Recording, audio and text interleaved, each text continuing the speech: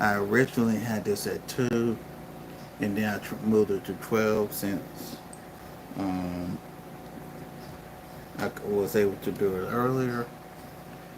Again, some of y'all may say I'm late, some of y'all may say I'm early. It is what it is, whatever. Um, I got a few things here for y'all. I want to play these few things, and after that, I'm going to be out y'all's way. Uh, with this being said, I want to talk about something from CNN first. It's about this whole tariff mess. With that being said, shout out to CNN. Let's get into it. Have you been researching dental implants? Here's the part no one likes to hear. You could be wearing those temporary straps. President Trump's widespread tariffs are now in effect on dozens and dozens of America's trading partners around the world. The new measures amount to a true reshuffling of U.S. trade policy and a major escalation of the president's trade war. And it could ignite the biggest change to the global economy in nearly a century. All of that likely about to impact many things you buy, from computers to clothes, furniture, and toys and beyond. This new round of tariffs kicked in across the globe just after midnight. The president celebrated by posting on social media and posting that billions of dollars in tariffs are now flowing into the United States. So he says, and while it is correct the new tariffs he's already imposed this year have raised more than $100 billion in tax revenue, those tariffs, reminder, are actually paid by the U.S. companies that import the goods that you buy. And a number of those companies include huge companies like Procter & Gamble, Walmart, Hasbro. They're warning and have been that price hikes are coming for American consumers. CNN's Matt Egan is tracking all of this for us. And good luck with tracking all of it. Matt, fill us in, break down what has happened as of midnight. Yeah, Kate, look, we are all living through history right now. These sweeping global tariffs that just kicked in, they represent the biggest change to world trade in nearly a century. They're lifting the U.S. tariff rate to levels that have not been seen since the 1930s during Smoot-Hawley, this tariff fight that made the Great Depression worse. So let me run you through some of the numbers of this new tariff regime. Talking about a 10% minimum tariff now on nations that the U.S. has a trade surplus with.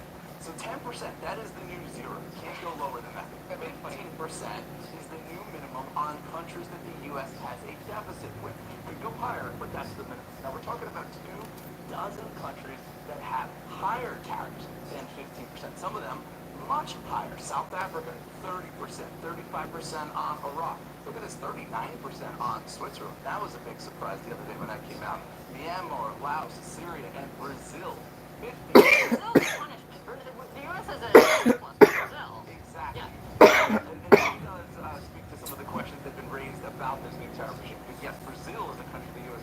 actually exports more stuff to than we buy it from. Now, also not on this list, but India.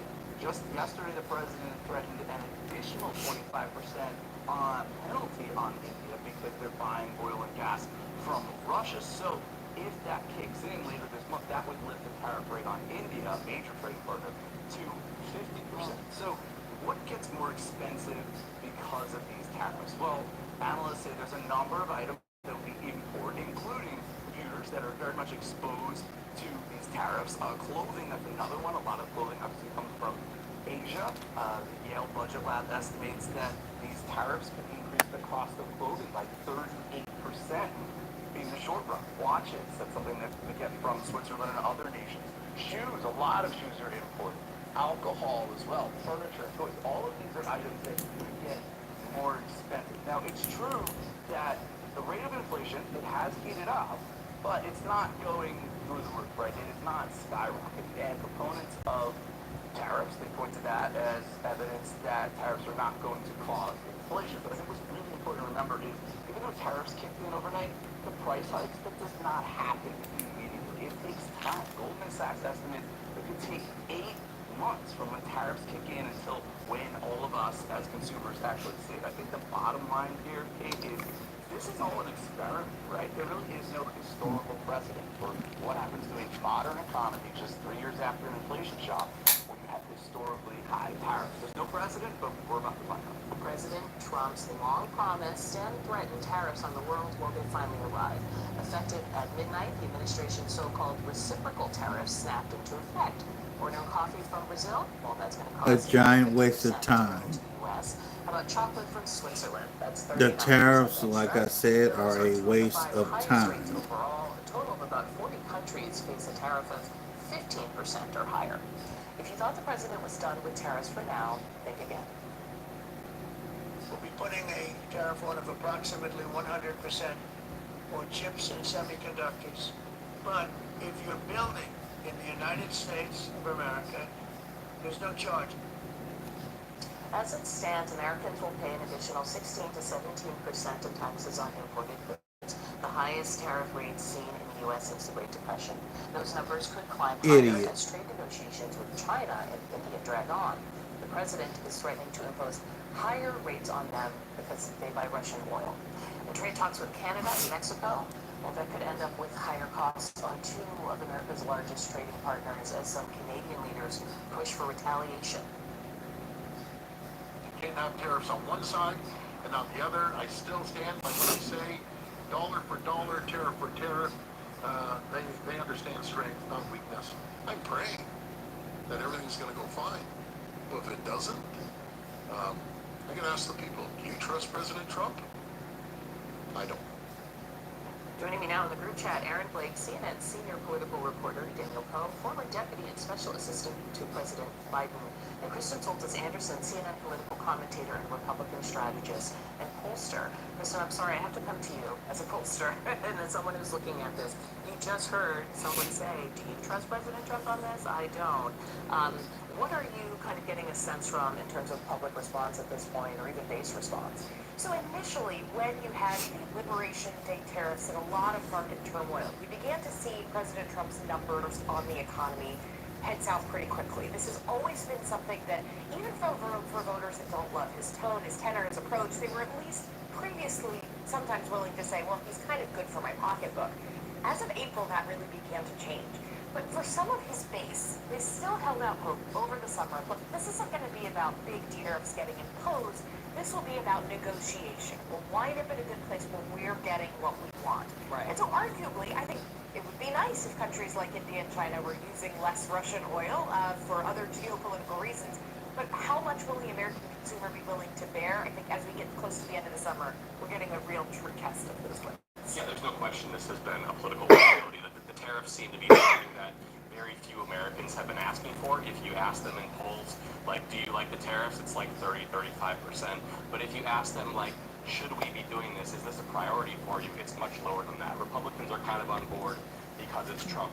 But he has a long leash because of that. If you look at Republicans and their views of this, they also trust the strategy behind this. Overwhelmingly, they think this is going to be a good thing long term. I feel like you've also written about it as leverage. That fundamentally it has been effective in a thing that Trump enjoys, which is like making people come to him to negotiate. Yes, and Trump loves that. That's what he's all about. And I think it has been effective to some degree. We've seen announcements of certain trade deals that are pretty low on details, haven't exactly panned out the way that Trump has presented them necessarily. But it does give him some leverage on other countries. He's good at using that leverage. The question now is, can he extend that leverage to all these countries all at once, or does this create more economic pains that maybe causes those countries to say, I'm going to wait this out and see if he backs off of this. Right, and then the rest of us have to figure out if we want to wait it out, right, over time. I just want to raise the consumer price index for June, expose kind of what's going on with tariffs. Prices for appliances up 1.9%, computers 1.4%, sporting goods up. And also, I think toys rose for a second month in a row. Yeah, I think what we're seeing is a symptom of Trump's blowtorch approach towards tariffs versus what we did in the Biden administration was a scalpel approach.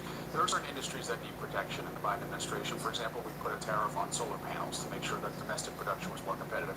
But what happens when you have to the point of leverage, if your leverage isn't working, i.e. the indicators of the economy are showing that it's slowing, and you actually need these partners geopolitically, that becomes more of a problem for you. And instead of taking ownership right now, I think you're seeing the president lash out, right? He's blaming the BLS commissioner, saying the jobs report was fake.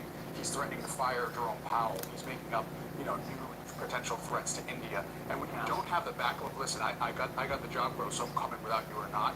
You basically become naked, and that's what we're seeing right But now. if you look at a chart of tariff revenues, right, like the Biden administration wasn't bringing in $30 billion, from other countries. Like, can he turn and say if there is an actual benefit? I guess it depends on what your benchmark for success is. Well, and I think it also, like, let's talk about the semiconductors of it already, because that's a new piece of this. So you talked about wanting to protect American solar panel production. I mean, there is an argument to be made that it is not good that we are so dependent on Taiwan is really the place where we get all of our semiconductors. It would be wonderful if in the U.S.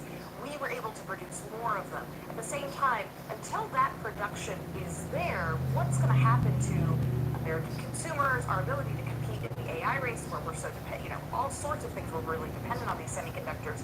There's a lot of trade-offs there that may, I think, presents a massive political risk for the And those tariffs are only good if you're able to show that it's not affecting prices to consumers, right? The reality is most Americans will see the tariffs manifested as a tax. Once you're seeing the indicators the way it is right now, I think Trump realizes that that is going to be manifested and seen by consumers and by people, and that's bad news for America.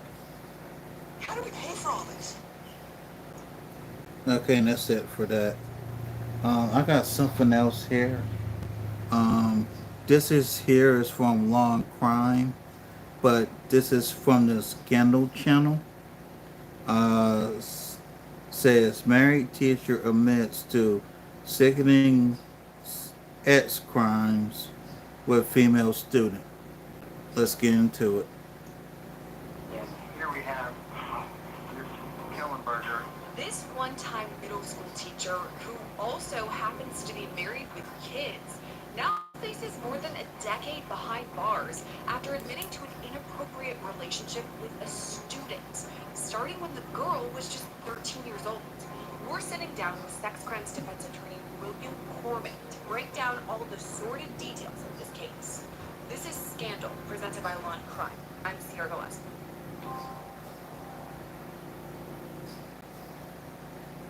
Teachers are supposed to be trustworthy.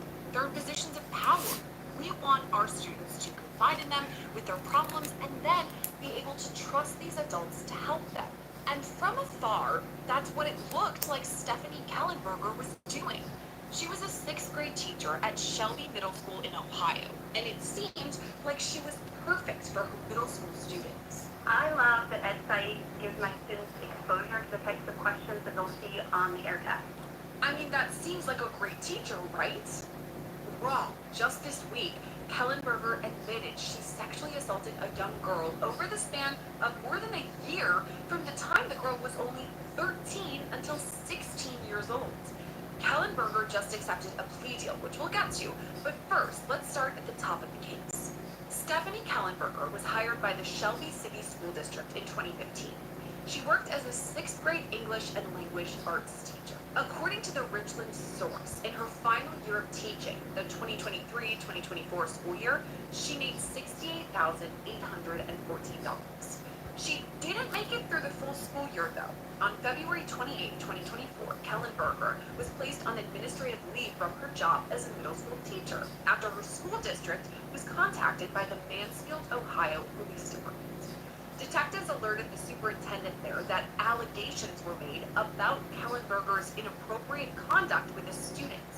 Now, we got our hands on the letter that was written to Kellenberger at the time explaining all of this. It reads in part, quote, "Dear Ms. Kellenberger, this letter is to inform you that you are being placed on paid administrative leave effective today, Wednesday, February 28th, 2024, pending further investigation of certain matters related to your employment. During this period of administrative leave, you are assigned to your home during school hours. During this time, you must be available by telephone, available to perform work if requested to do so, and available to cooperate with the Board of Education's investigation. If you have other appointments that are necessary for you to attend during school hours, you may seek prior approval from me to attend.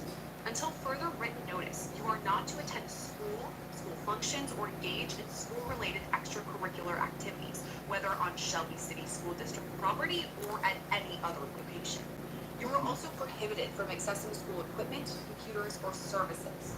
During this period of administrative leave, You're cautioned not to communicate in any matter with your students, their parents, or other individuals who could be witnesses to the pending investigation. Your failure to refrain from such communication may result in disciplinary action for insubordination. On March 4th, 2024, the district superintendent made a statement saying Kellen Berger was placed on administrative leave, and then the next day, March 5th, the Mansfield police investigation began. Now, a few months later, on May 2nd, 2024, the superintendent sent Kellen Berger another letter saying the district had now made plans to replace her position. It reads in part, Mrs. Kellenberger, while you are still on paid administrative leave, the district must begin planning for the next school year. There is uncertainty about whether the investigation will be completed, when the school can begin its Title IV investigation, and how long these processes will take.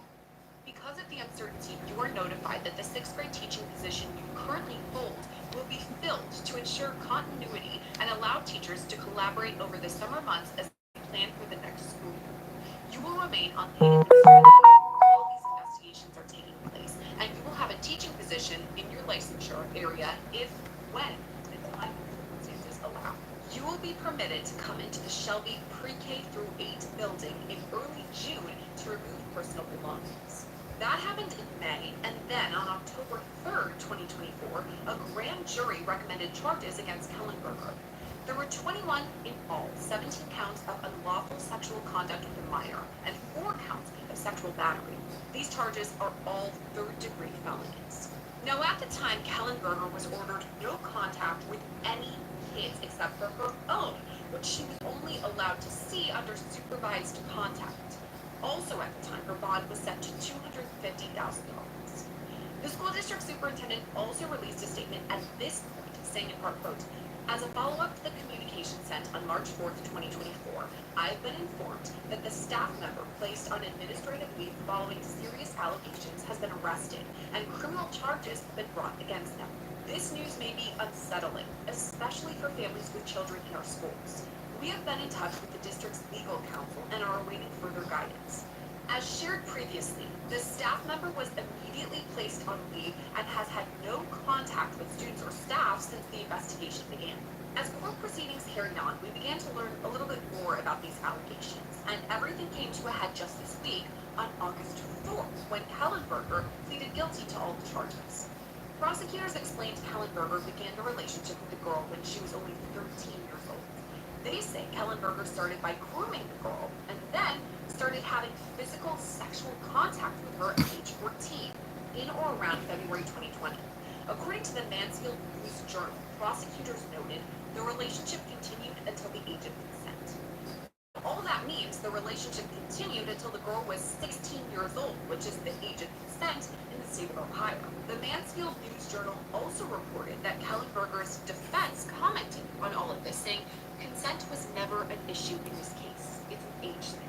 By accepting the plea deal, Kellenberger admits guilt to all of the charges, and she eventually faced 2 choices: to either accept a flat 12-year sentence and serve the entire thing, or accept a 15-year sentence with the possibility of parole at 10 years. She took the latter. Though it should be noted that the victim in this case reportedly recommended Kellenberger only be sentenced to 3 years behind bars. What may be most upsetting to me about a case like this is it's not the first time I've reported on such an abuse of power. It just keeps happening, and one of my questions is why? So let's start with that question and bring on today's guest, is criminal defense attorney William Corman. Thank you so much for coming on with us today. And I guess I want to start with that question. I keep seeing this over and over, almost like a pattern. Is this something you see all the time? It is, and it's unfortunate. Individuals who are in positions of power, regardless of who they are and what they are, these types of crimes happen all the time. I think the reason why you're seeing them more and more is because as a society, victims have become a little more empowered to actually speaking out against the power. And I think that's why we're seeing more of these crimes than more people are getting caught. In other words, I don't think it's happening any more than it always has. I just think that individuals, the victims of these crimes, That more people are getting caught. Yep. I do love to hear that. The fact that the victims or survivors in all of this feel more empowered to come forward, because as they should. I mean, this case is clearly an abuse of power, first of all. Then we have the legality in all of it. Obviously, these are crimes. We're talking about a conviction here. So more power to the victims and survivors who are coming forward. And I guess that goes into my next question with all of this. We have a teacher, a sixth grade teacher, an adult woman, married, living her life. And then we have at the start of it a 13-year-old girl. I mean, she does grow up and continues this relationship, quote unquote. But to me, that's screaming grooming and an abuse of power. What are your thoughts? Oh, without a doubt. I mean, these aren't two peer-aged folks who engage in a consensual, appropriate relationship. The only way this relationship happens is one of two ways. Either a violent beginning, which doesn't sound like it happened, or typical classic grooming, without a doubt. And something that the prosecution talked about recently at the hearing that just happened this week was that it started at age 13, where the student was 13 with the grooming. Then by the time she turns 14 is when the sexual contact happens. And it continues into age 16, which in the state of Ohio is the age of consent. But it's interesting to me that that was brought up in any way at all, because these allegations, or now that she's been convicted in all of this, these crimes happened prior to age 16, age of consent. So why even bring that up at all? Well, if I were going to guess, I would say one of the reasons the prosecutor brought it up, maybe to show the length and the duration of the relationship. I mean, obviously, this relationship happened when this child, and I do mean child, was so young that the fact that it carries into the age of consent is irrelevant. The only reason I can think that the prosecutor would bring it up is to show just simply the duration of the events itself. That's what I was thinking too. To me, consent is irrelevant in all of this. As you said, 13 when everything starts, and then 14 when some of this sexual activity is happening. She can't consent, number one. But number two, let's just say, let's pretend she's 17, over the age of consent in the state of Ohio. Isn't there still some wrongdoing here, potentially, in the way that it's a teacher with a student? That is wrongdoing. New Hampshire passed a new statute that essentially says that regardless of the age differential between a student and a teacher, a student having a sexual intimate relationship with a teacher is illegal, even if the student was 18, even if the student was 19. So yes, I mean, obviously our goal or societal goals are to protect children, and I think protecting children in school should be sort of first and foremost across the board. I think what's so hard about this is that we send our children to school, first of all, hoping that they learn, make friends, etc. But that if they have a problem, they can confide in a teacher and feel safe to do so. That's the dream, right? And it's so sad to have to talk about a case where it seems as though Where the teachers can't be trusted. Yeah, it's sad. I keep going back to it because I'm sure there were intimate moments, and I don't mean physically, I mean probably confiding in one another, into the grooming. And that kind of goes back to one of my initial questions about the grooming.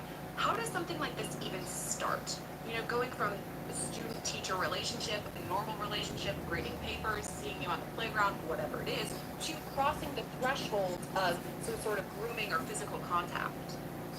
Well, in my experience, what usually happens is the abuser finds a hook, right? There's something that the victim is missing, whether or not it's a loving parent, whether or not it's food security, whether or not it's financial resources, I wonder how much and trust abusers this. find a way in. How And much trust I they got on then this phone. manipulate the child to essentially follow Okay, I'm along with good. whatever it is they need. So I don't exactly know what the specifics were here. I don't know what the child's home life was like, but clearly the abuser found something that she could use to worm her way into this relationship, and then She did.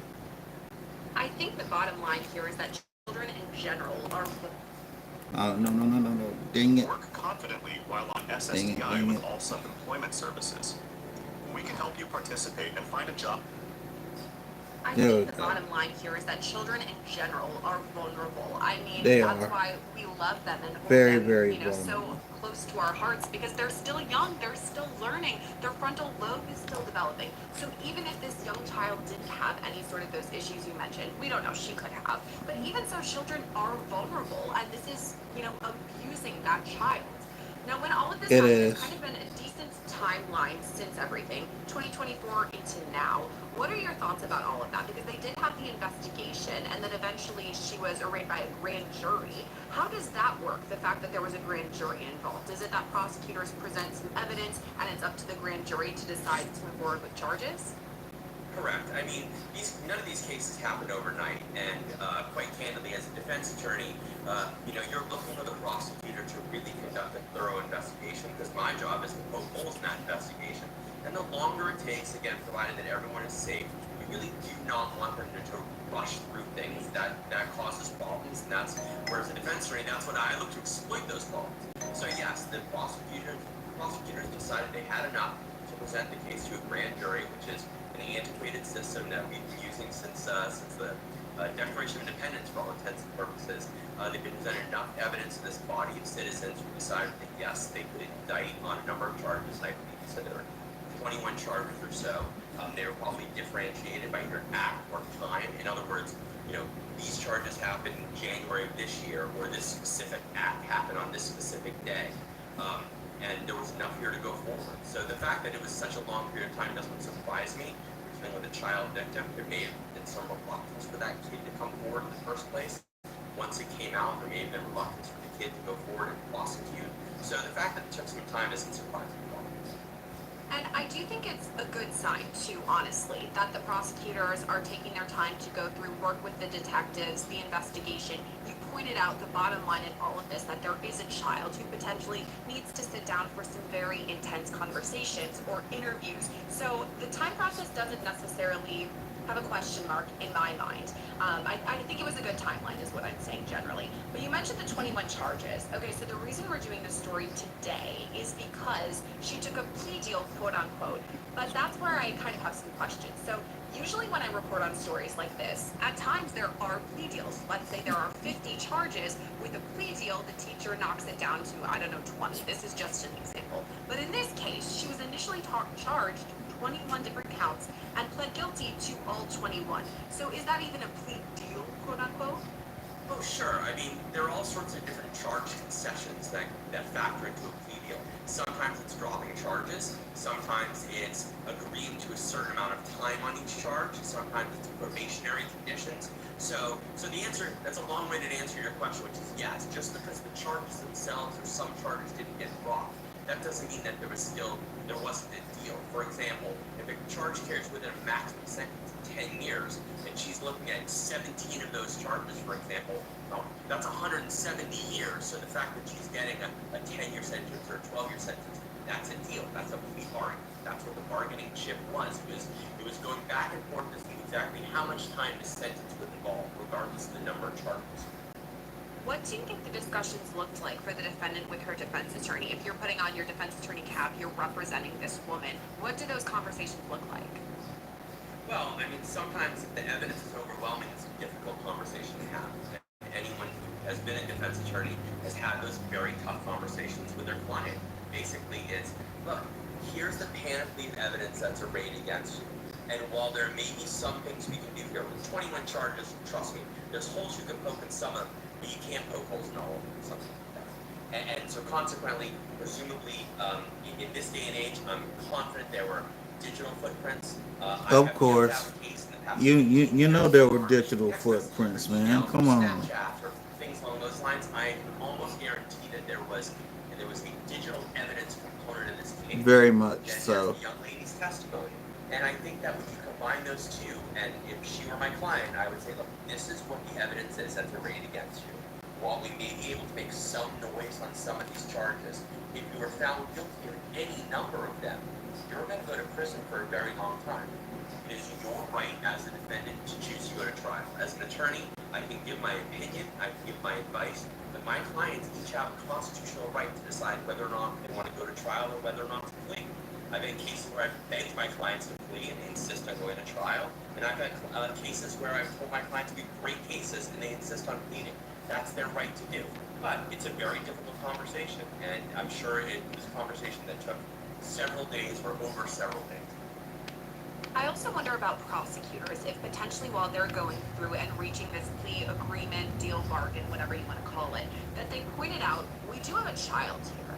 I mean, we have a person who potentially would have to testify in all of this, go up against her alleged abuser, take this stand, talk about it. This is a young woman who, by the way, it's difficult for even adult women or men to have to take the stand and talk about these really intense moments in front of their alleged predator or abuser. But now we have a kid doing it. I wonder if possibly prosecutors pointed this out and said, hey, can we do this without going to trial? We don't want this young girl on the stand. We don't want to put her through this. Is this something that was brought up, do you think? Absolutely, it's commonplace. It's commonplace regardless of the age of a victim. There usually is a benefit to going to trial from a defense standpoint because, you hope you can go forth in the case and win. But the prosecution almost always comes forward and says, or the parties come forward and say, look, if there isn't a trial, this person is going to have to be re-victimized, re-traumatized, and there will be a concession often from the prosecution to get the other side to come to the table. So in a case like this, it absolutely factored in, but it always does. Speaking about the victim, something that was interesting with her is that according to reports, she recommended only a 3-year sentence for the defendant here. She faced much longer than that. That's eventually what she got, which we'll talk about. But is that something that should be considered? It's interesting to me that she asked for a 3-year sentence. Well, many states have a Victims' Bill of Rights Act, and in that Bill of Rights Act, the prosecution is required to contact the victim of any crime. It doesn't matter the severity of the crime. It could be a shoving match in a grocery store, or in this case, a sexual assault. Prosecutors have an obligation to talk to the victim and seek their input. I think it's a little unusual that the victim gave a very specific timeline or time that she was looking for, but I don't know what led to that. But yes, I think it's important for the court and for everyone to know the victim's standpoint. Now, in a case like this, again, we talked about the fact that this was a multi-year relationship with an exceptionally grotesque imbalance of power. So it's not surprising that this young girl is saying, this is what I think the sentence should be. Who knows what her relationship skill is psychologically. It's not unusual for her to be sort of aiming low, and I think in this case the judge said, there's basically no way of doing that. That's way too light a sentence. And that happens often. You're right, that is essentially what the judge said. 3 years, no, we gotta have more than that. And so our defendant was faced kind of 2 options. She could do 12 years flat, you're going in, you're gonna serve 12 years, or the other option was 15-year sentence, but you have a possibility of parole at 10. What are your thoughts about those 2 options? She eventually took the latter, but what are your thoughts? I mean, again, it's state by state. Some states have much more strict parole rules than other states. I think that for some folks, there's something to be gained from the certainty. If my sentence is 10 years, it's 3,650 days. I can, sort of like the old school cartoons, like make a check mark on the wall and every day I serve a sentence.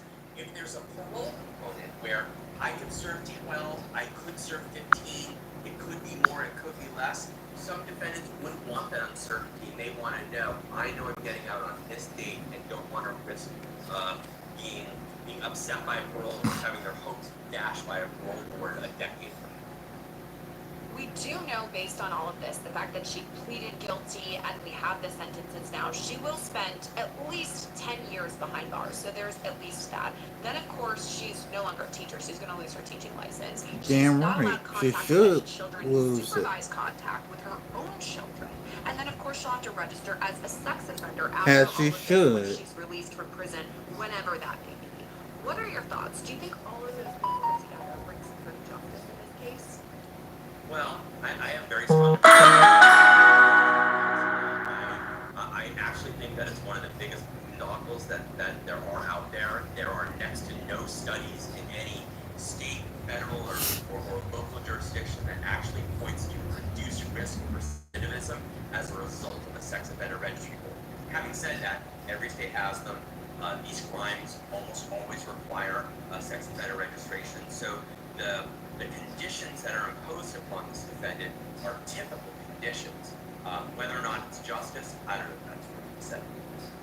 And honestly, I really think it's up to the victim to decide. She said she wanted the 3 years, but now we know what's going to happen, and it's really all for her, up to her to decide what's ahead in her life. William Corman, thank you for coming on and walking us through this case. I know it's a tricky one, but thanks for breaking everything down for us. My pleasure. Thanks for having me.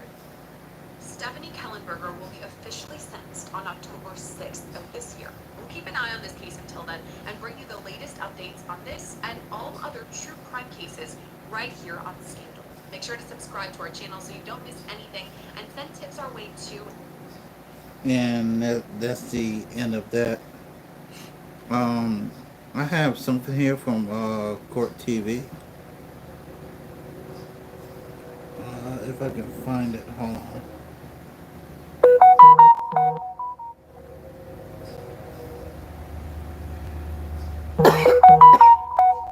This here is the Erica Torres interview. She was a victim of a shooting. Billy Delgado was the one that did. Here goes. Shout out to Court TV.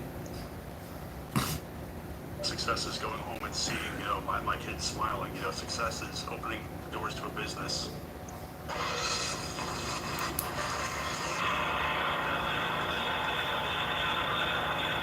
I heard 3 bangs on my windshield as I was going. I felt like I couldn't breathe. I'll be back in a few minutes, y'all. The pain was absolutely horrible. It was excruciating, and as much meds as they would give me, nothing would work. My life was not supposed to be in his hands. He's not God. She was shot 5 times but miraculously survived. Survivor Erica Torres from the assault trial of Billy Delgado joins us live this morning. Delgado sentenced to 50 years in prison for the shooting. So has Erica finally found justice? And what comes next for her and her family? Plus, 4 family members killed and a 7-month-old baby left abandoned on a front yard. A rural Tennessee community is waking up on edge this morning as the suspect is still at large. And parents Eson and Zara Ali found not guilty of trying to kill their teenage daughter. Reaction to the verdict in the attempted honor killing trial. It's all coming next for you right here on Opening Statements.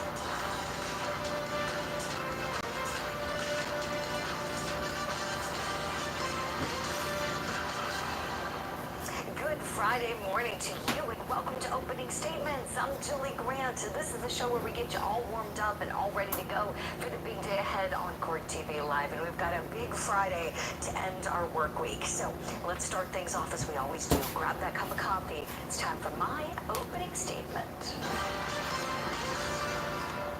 Where does she go from here? Where in the world does Fatima Ali go from here? Her parents were acquitted of trying to kill her. She was a star witness testifying against them. So now, what in the world is her life going to be like?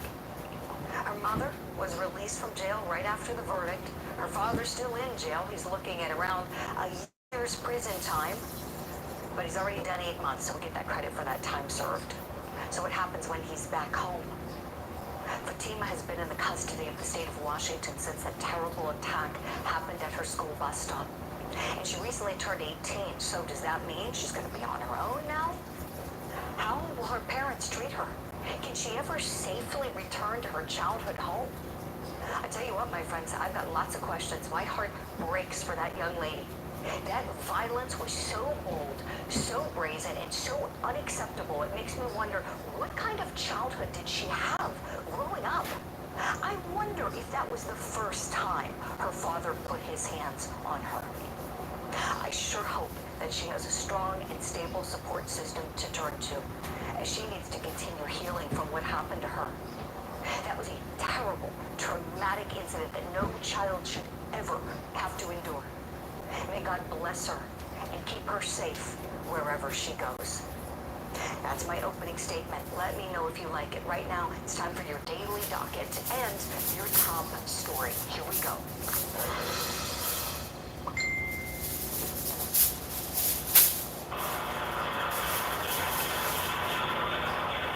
I felt so much pain that I wanted to die at one point.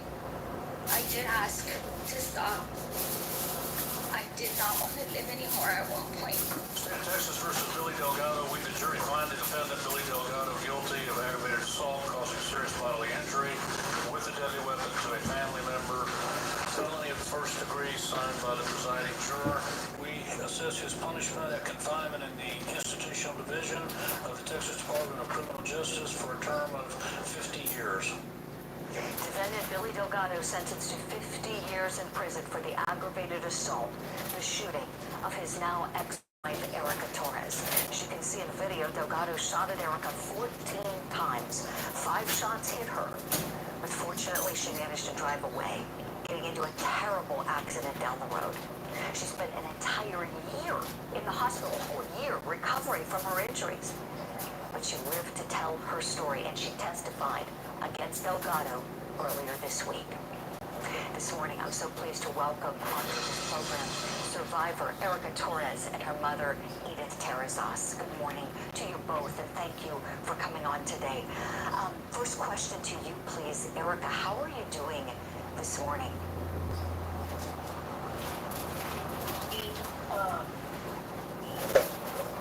Doing okay. Let's just trying to get back to what would be a normal day.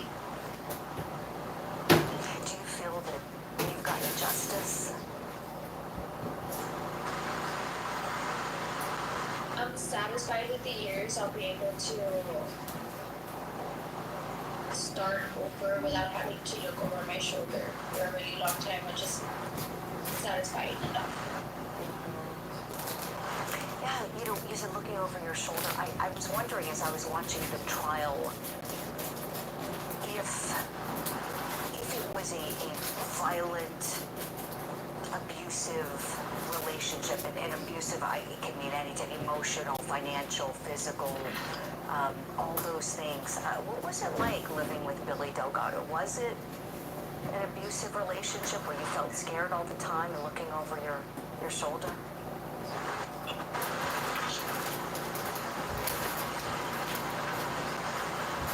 Living with Billy was always very, we always had to wonder how he was going to wake up, how he wanted to do things that day. It all depended how he would wake up. I can't say that every day was a bad day. I can't say that. But when it was bad, it was bad. And yes, it was toxic. It was very unhealthy. Thank God you're out now, Erica. Edith, let me turn to you. How are you doing this morning? Good morning.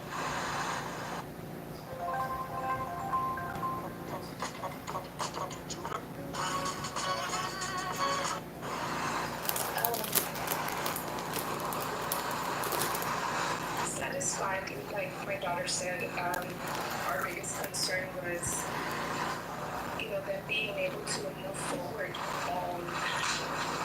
or being able to start her life again, being able to make a new life for her and my granddaughters. It is very hard to explain. My oldest granddaughter, she's 11, and kids nowadays use social media, so she's very aware of what's going on, and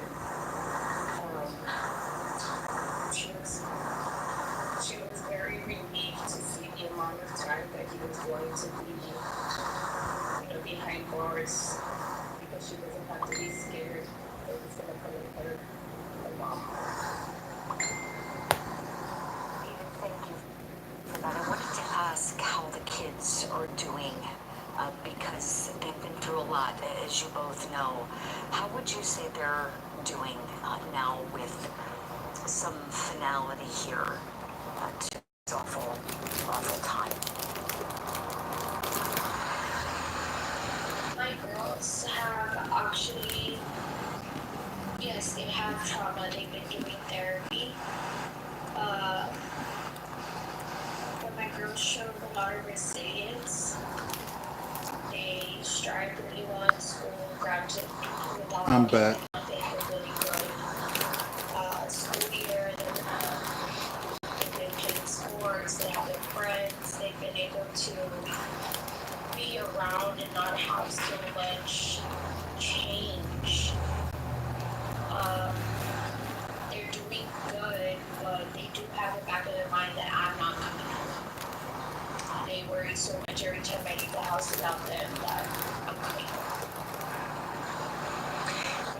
hospital, how often did you think you wouldn't come home?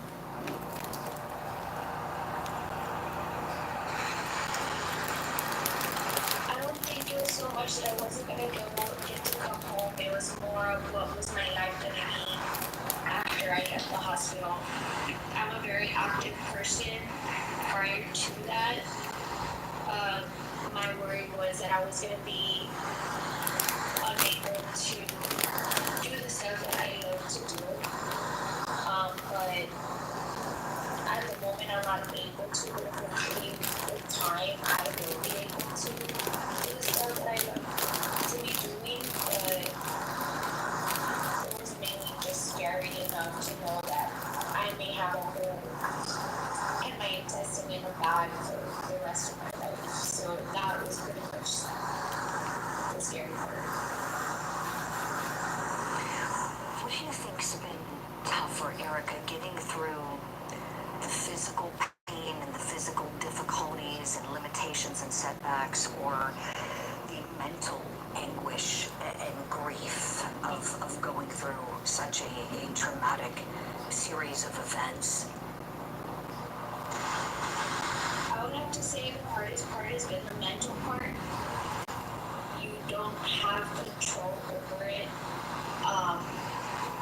Prior to all of this, I never knew what anxiety and depression were at all. And PTSD and having trauma, didn't know what it was to be like. And now it's like I have no control over my own mind. It's frustrating. It's really sad that I have to deal with something that I didn't have to deal with before. No, it is. You shouldn't have to deal with this, and we're so sorry that you are. You've been incredibly brave, incredibly courageous. Tell me, that day when your cousin testified about how she was on the phone with you and you didn't want to hang up with her, it seemed that you were scared. It's like you almost had a sense that something bad was going to happen. What was going through your mind then, Erica? It was just unbelievable at the fact that somebody can unload a gun on somebody, especially not knowing what was going on with the whole situation at hand. It was uncalled for, and I was really beyond scared. Oh, absolutely. I mean, it was despicable what he did. Absolutely despicable. Horrible. Before he even raised the gun up, when you were just driving there, and I'm sorry if my question was confusing, when your cousin was on the phone with you, you were talking and said that you didn't want to hang up, you wanted her to stay on the phone with you. Was it like, did you think he was going to do something when you were going there that day to pick up your daughter? They call it a tool. I call it the witness to our stories. Hey guys, my name is Marina, and I am Like, did you think he was going to do something when you were going there that day to pick up your daughter? No, I didn't think he was going to do anything to me. I thought that he was just going to start arguing and fighting with me, because I was trying to avoid that. And usually I was able to avoid it if I had somebody with me in the vehicle, or if I had somebody on the line. I would just, He would see you were busy and leave you alone. That makes sense, Erica. Edith, I want to ask you, please, of course, mom knows best, right? And, I wondered, as a parent, did you ever get feelings about him or have some kind of a sense, any red flags? Was there ever anything that happened prior to this incident where you maybe thought something's not right with Billy Delgado? Yes, because of their disagreements, and they had already separated several times prior to all of this, I had expressed my feelings to my daughter and told her, that I really did not think that the relationship was healthy and that they needed to go their separate ways. But somehow, as much as she wanted to try to start things on her own, Mr. Delgado would always come and look for her and tell her that he was sorry and that he was going to get, counseling, and he was going to get some help. and that he wanted to have his family together. And, you know, Erica wasn't because she didn't want to be with him and she didn't love him. She also wanted to try to fix things. But unfortunately, the way she mentions, Billy has those two sides. He can be, a charming person, a nice person, someone, you can sit down with. But then he has his moments when he's a completely different person and, you just can't reason with him. That seemed very evident from what we saw in the trial, and that's exactly what I want to talk with you both more about. Edith and Erica, stand by kindly, please. We'll hit a break. When we come back, we'll hear more about the story that the defendant told on the stand at trial, and also what it was like. My body was in so much pain. I didn't even know where pain was radiating from. I kept passing out. I just did not want to die.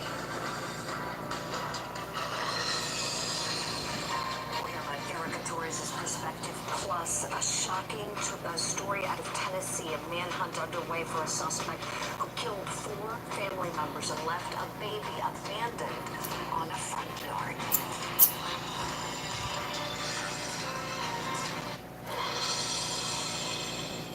Heard 3 bangs on my windshield as I was going, and the only thing I remember seeing is literally his hand as I turned to the side as I was passing him, and just hearing gunshot after gunshot after gunshot. I came to a realization that I got shot because I felt like I couldn't breathe. I kept trying to gasp for air, and as I was gasping for air, I felt like something was tying around my waist so tight. Like I looked down to see my abdomen, and I just see red on my dress. Shooting survivor Erica Torres testifying against her now ex-husband Billy Delgado. Erica was shot 5 times in the abdomen.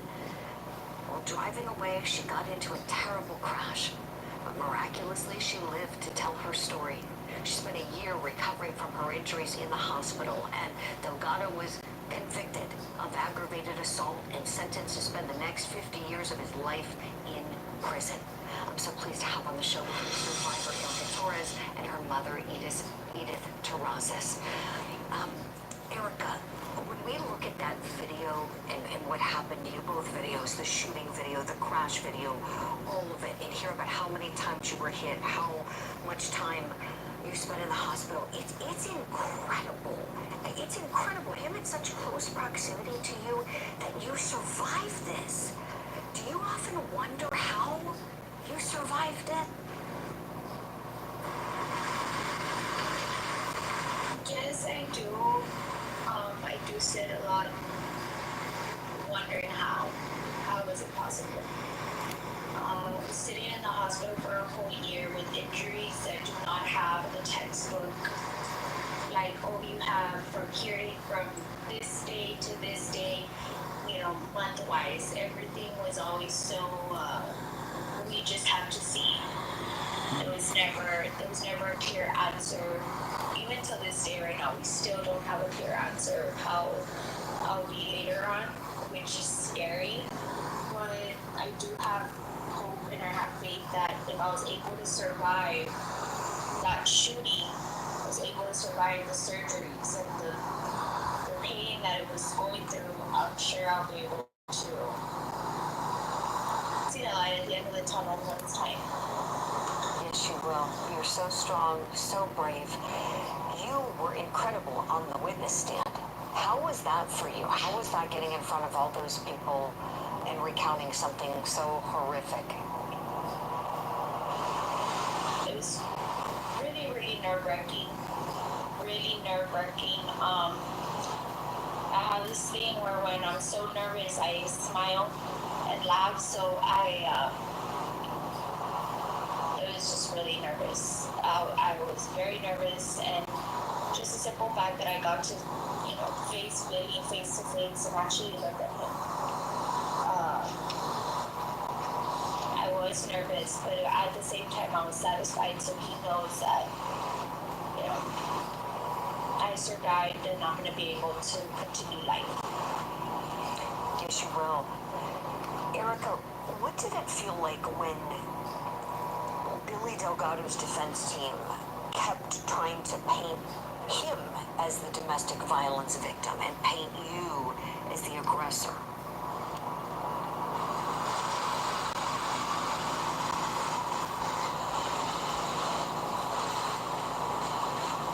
It was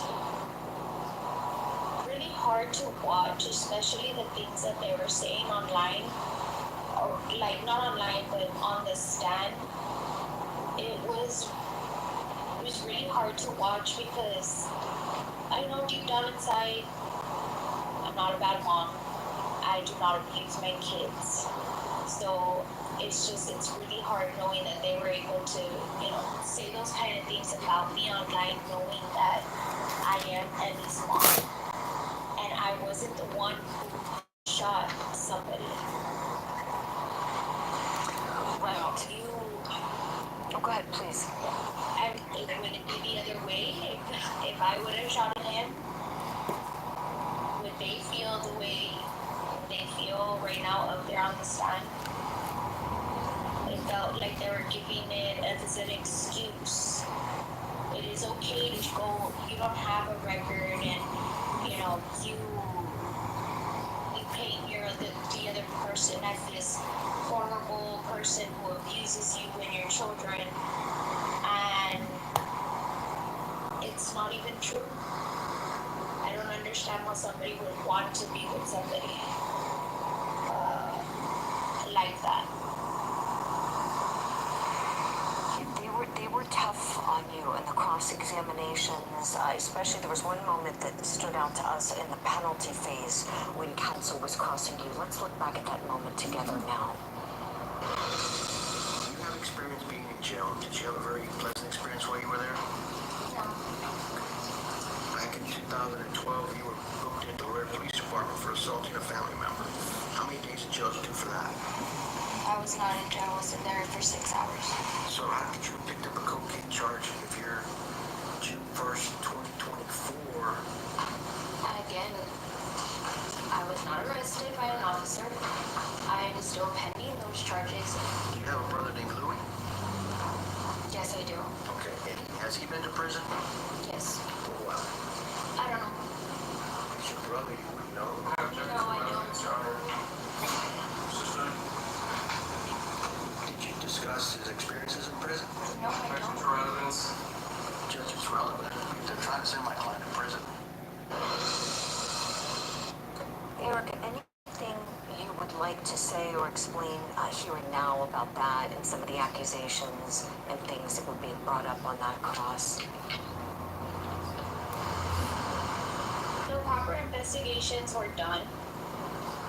And as well, the proper investigations were done and they were closed. And,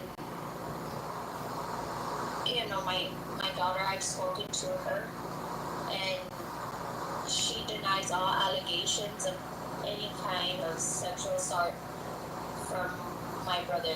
She says that never happened. She's voiced to me that it was her dad who told her that. She says that never happened. So I'll take my daughter speaking to me. She's very vocal. She's a very vocal little girl, and she will tell you how she feels. So I will believe her, and like I said as well, they did the investigation that they had to do, and it was closed. And allegations towards myself, I'm not a perfect person. Unfortunately, being with Billy brought out a really horrible person about me. I was married prior to Mr. Delgado, and there has never been any accusations at any point to the way they were with Mr. Delgado. Erica and Edith, I'm curious, was the first time you heard the story about these allegations of abuse allegedly by your brother, allegedly with your daughter, was the first time you heard about it at this trial when he got on the stand, or had you heard it previously? go ahead and answer. Well, I'll answer first since I heard about them. Um, the first time I heard about the allegations, um, Billy's mom actually had come to the hospital while Erica was in surgery. And she came and she was expressing, you know, how bad she felt about what had happened and she couldn't believe it, and how she had been on the phone with Billy when all of this transpired, and how Billy had told her what my granddaughter had said about my son, and she's just the way she stated to the police, the way Erica's attorney said, she said there's no way possible. And one of the things that I don't understand is she goes on the stand and says that she spent all of this time with my granddaughter and she saw all of these things. Why, if my daughter was such a bad daughter, why is it that they never called CPS before? Why did they never make an allegation before? I'll be right How is back. it possible that my granddaughter went to daycare? She's gone to school. This past year she went to pre-K. Not once has she ever showed any signs of abuse. She's a happy child, regardless of everything that happened. She blossomed and excelled excellent this year in school, and she's been happy. A child that has been, you know, abused and has gone through something like that would show some type of signs. What kind of mother does he have that saw these red flags and didn't do anything? That's a fair If question. she alleges she spent all of this time with her. Sure. Well, and it's kind of getting to what I was wondering about when the story came up. So it came up after he had shot your daughter, Edith. So essentially, you were saying the first time you heard it was when your daughter's hospitalized, and then his mother is relating it from him.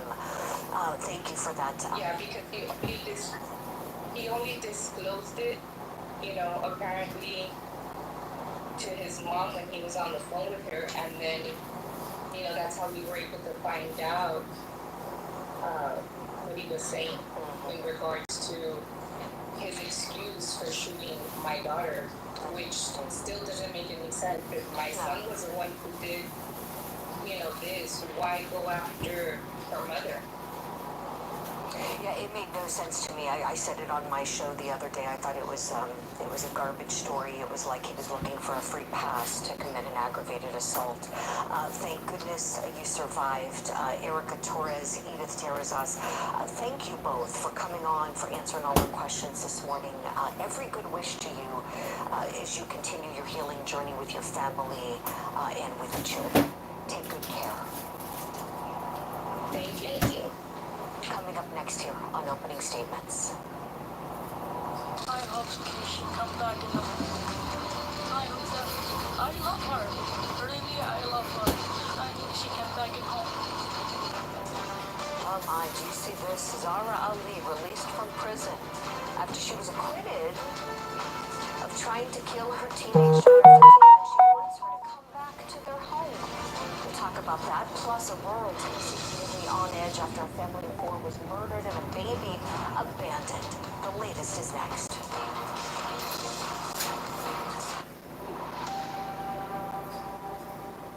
Welcome back to Opening Statements. Now to a disturbing story out of Tennessee where a family of 4 was found dead 2 hours north of Memphis. Thursday, the FBI identified a suspect in the quadruple murder linked to an abandoned baby. Austin Drummond is his name.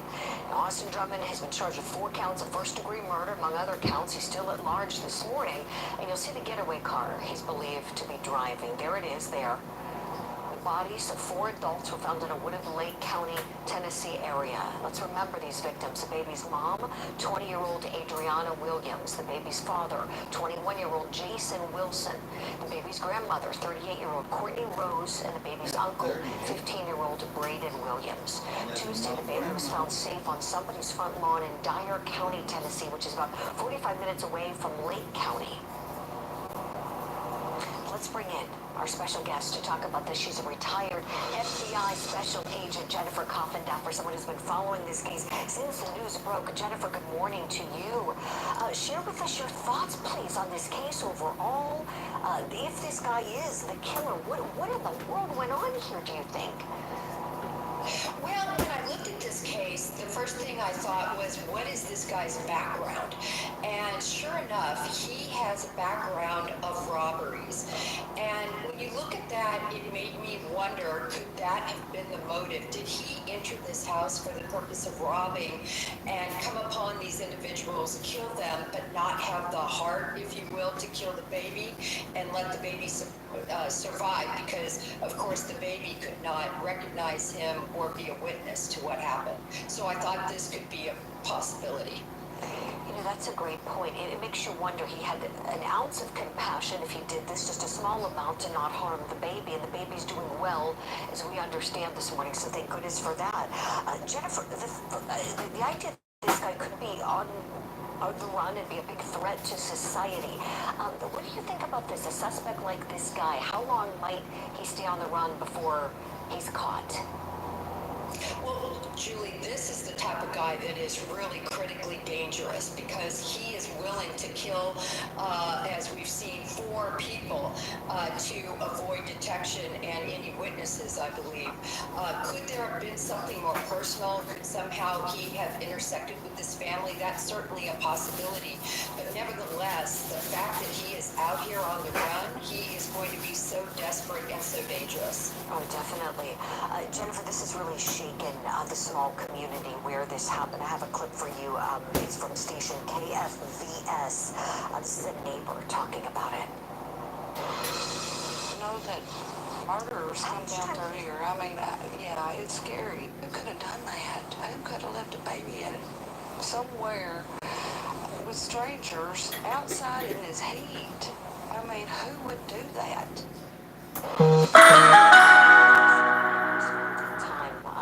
Jennifer, tell me, what advice do you have for folks in this community that are just living on edge right now, wondering if they're going to be next or if this guy's going to try to take shelter on their property?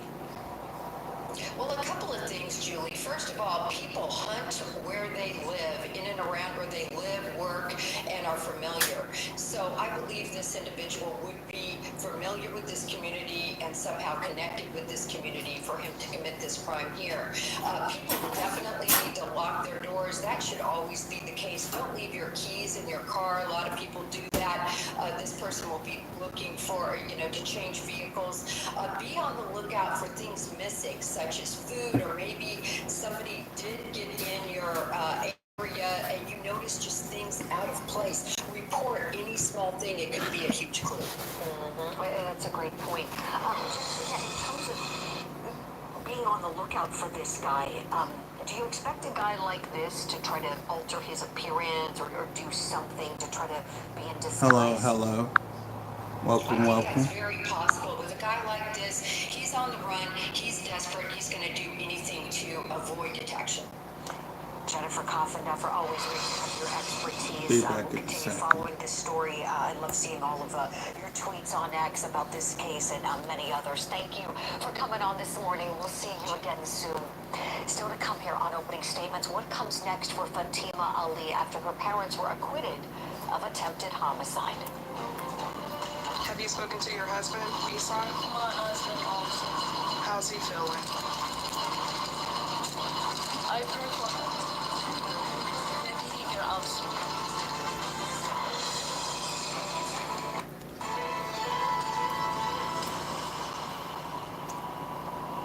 Welcome back to opening statements. Now for what's tipping the scales. The attempted honor killing trial ended with an acquittal on the top counts for Isan and Zara Ali. They were accused of trying to kill their teenage daughter, Fatima, who was 17 years old at the time. The jury found them guilty of some lesser charges for dad, most notably second-degree assault. He's only looking at a maximum of 12 months in prison, though he's already done 8. Mom was released from jail last night, and she ran right into the arms of her oldest daughter. She also spoke to Court TV. Take a listen. If you could say anything to your daughter Fatima, what would you say to her right now? I hope she come back in the home. I No, hope that I ain't love her. no way. Really, I love her. I need she come back in home. Sooner or sooner. Yeah. Have you spoken to your husband, Isan? My husband also. How's he feeling?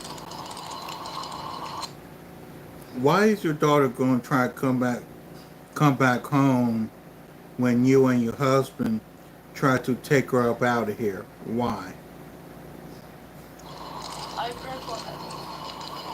Maybe he get out sooner. Yeah. He get out sooner. So what's next for you? Me? Yeah. Really, my family is easy, you know. My husband, he go job. I take care of my kids. I don't have anything. I stay like in the US. I come in like 30 years. I don't have anything. Trouble. I do everything, all what they need. But I don't know, my daughter, she like, teenager. Yeah.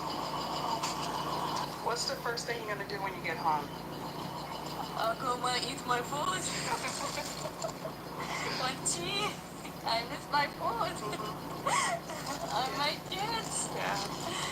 Do you plan to call your sister? Yes, my sister. Yeah. My husband. Yeah. Yeah. Yeah. Thank you. Thank you. What do you think of her reaction to her release and the idea that her daughter can come back home and everything will be fine? Let me bring back in retired FBI Special Agent Hell Jennifer Hoff. no. Hell Jennifer, no. thank you for To spending the all with us no, for no, some no. reaction to Hell this. to the no. Mom, it's like, is she on another planet here? After what I happened? apologize for being calmed down, but I'm actually eating right Reaction now, was horrible. so She's that's why I more calmed worried down. about the food that she missed than her own daughter. And I tell you, this ruling is really, I just shakes everybody. And it comes down to the judge saying that the background of honor killings would not be allowed. I just wonder if truly the jury would have had that as a background, if things would have been different. But her reaction, Julie, is jaw-dropping. Jennifer, I think you're exactly right. For anybody who missed it, the judge had made a couple rulings, as Jennifer mentioned. No mention of honor killings, no mention of an arranged marriage. So, as you said, Jen, the jury didn't get the full picture, the backdrop, and the cultural issues that were at play in this family home, where they wanted her to move to Iraq, marry an older man. She did not want to do that. She's in love with her boyfriend, Isaiah, and I say thank God for Isaiah, because I feel like this could have been way worse if he hadn't jumped in when he did. I was just gobsmacked seeing that mother. It's like she's like just on another planet, the way she's reacting. Jennifer, I'm wondering if she also is kind of under the father's thumb, so to speak. I wonder if he also controls her inside the home, because the way that she goes there that Of day with him, I course, know she had less they're Arab. What do you expect? than the dad, but it's like, I wonder if she's fearful of him. She didn't seem like it in the interview, but would love your thoughts on that. Yeah, you know, I have actually a very, very close friend that was married at the age of 15 out of the country, has 7 children here, arranged marriage, and that is the culture. And I tell you, the woman in that culture is absolutely subservient. They're not supposed to have any decision-making ability. They're just sort of told what to do. But I think when you grow up in that culture, it's very hard to estrange yourself from that and not see that as normal. All right, Jen, right. And to your point earlier, if the jury didn't get to hear all about the culture, it makes you wonder, did they have a full, complete picture to judge this on? Were you surprised at the verdict in any way? I actually was, and let me say why. The verdict, particularly concerning her father. This was on video. This was a savage attack. This was relentless. The young girl was, unconscious. Very savage This was attack. an awful strangulation. mutilation and how that could not be seen as attempted murder, I truly think they needed the backdrop of the motive. I think that's probably what they struggled with. Why would this father do this? But this was clearly, in my opinion, an attempted honor killing. Jennifer, I'm with you. Attempted honor killing and attempted homicide for sure. I see attempted homicide all day long. If I was on that jury, it would be a very easy decision for me with Dad. And my lawyer brain could convict Mom too, because knowing the crime, the elements, I think they were right to charge Mom. She certainly didn't rescue her daughter. But I could also see where a jury maybe wouldn't see it with Mom. Can you just, the mother's verdict didn't surprise me as much because we don't see her engaging in the attack. She's just standing by doing nothing. Yeah, I agree, Julie, and I think that that's why they weren't going to go there. This is a mother. You could see her there, but not really actively trying to commit this crime. So I understand the verdict on that side. Not Okay, that I I'm back. necessarily agree with it, like you said, when you look at it truly from a legal standpoint, but without that backdrop, I will forever say that probably those jury members, if they would have known that, might have had a They different should verdict. charge both of them with homicide. Jen, I want to ask you about your safety concerns for this young lady. You're such a great champion for victims always, and even though the verdict it is what it is, and perhaps justice wasn't served, I think it wasn't served here. That's my opinion. This child may very well have her safety in jeopardy. I'm curious what you think, really, as a law enforcement expert, somebody who has expertise in the area of domestic violence, seeing this child going back in that home, like Mom wants her to come back home, come have dinner, honey. Like, would you be afraid that something bad could happen to her? Well, she should absolutely not go back home. Remember, at the heart of this, she's still not willing to go to Iraq and marry an older man in an arranged marriage, and so she's still going to be a target because she's refusing to do that. So she's absolutely in danger if she goes in that environment again. And secondarily, the counseling that this young woman is going to need. Look, these are her parents that attempted, at least ostensibly, to kill her. Can you imagine how that must feel to be so abandoned and targeted like that? Jennifer, that's such a great point. You know, and she's so young too. She just turned 18. You know, and brains are still forming at that age. Like you said, to feel that abandonment at that age, that's going to stay with her. I hope she can get some therapy and have some support. I know you do too. We saw in the trial she's really, like, literally leaning on Isaiah's family for support. We saw her by Isaiah's mother. I wonder if that is where she'll find some stability and some normalcy by sticking with her boyfriend's family. It seems like they're still very much in love and together and want to live a healthy, happy, safe life. Yeah, what a godsend, right? I mean, she seemingly has found love. It's not like she's 13 years old. She's an 18-year-old young woman. I mean, she's getting ready to go out into the world and go to college or do something else. This is not really a young girl. And from this aspect, I'm so glad that she has that family support. Oh, I know you are, Jen. We wish her all the best as she continues healing and hopefully can do that safely. And we'll monitor what's going on with the parents. Her dad will be sentenced here relatively soon, but we know he did 8 months already. He gets credit for that time served, and even if he gets the max of 12, he'll be home soon. Agent Coffin Duffer, we need to let you get going. Thank you so much for sticking around to do a second segment with us. We appreciate you so much. Have a great weekend. And thank you, Julie. Thank you. And friends at home, thank you so much for being with us on this Friday morning. We got a lot coming up ahead, so go refill your coffee. If you liked today's episode, if you missed the interview at the top of the show with Erica Torres, you can always watch it again. We pop up the episodes every day for you on QuickTV.com. Just click on that red shows tab. When we come back, we're going to Florida together. We got a brand new trial. A man has been convicted for murdering a former NBA player.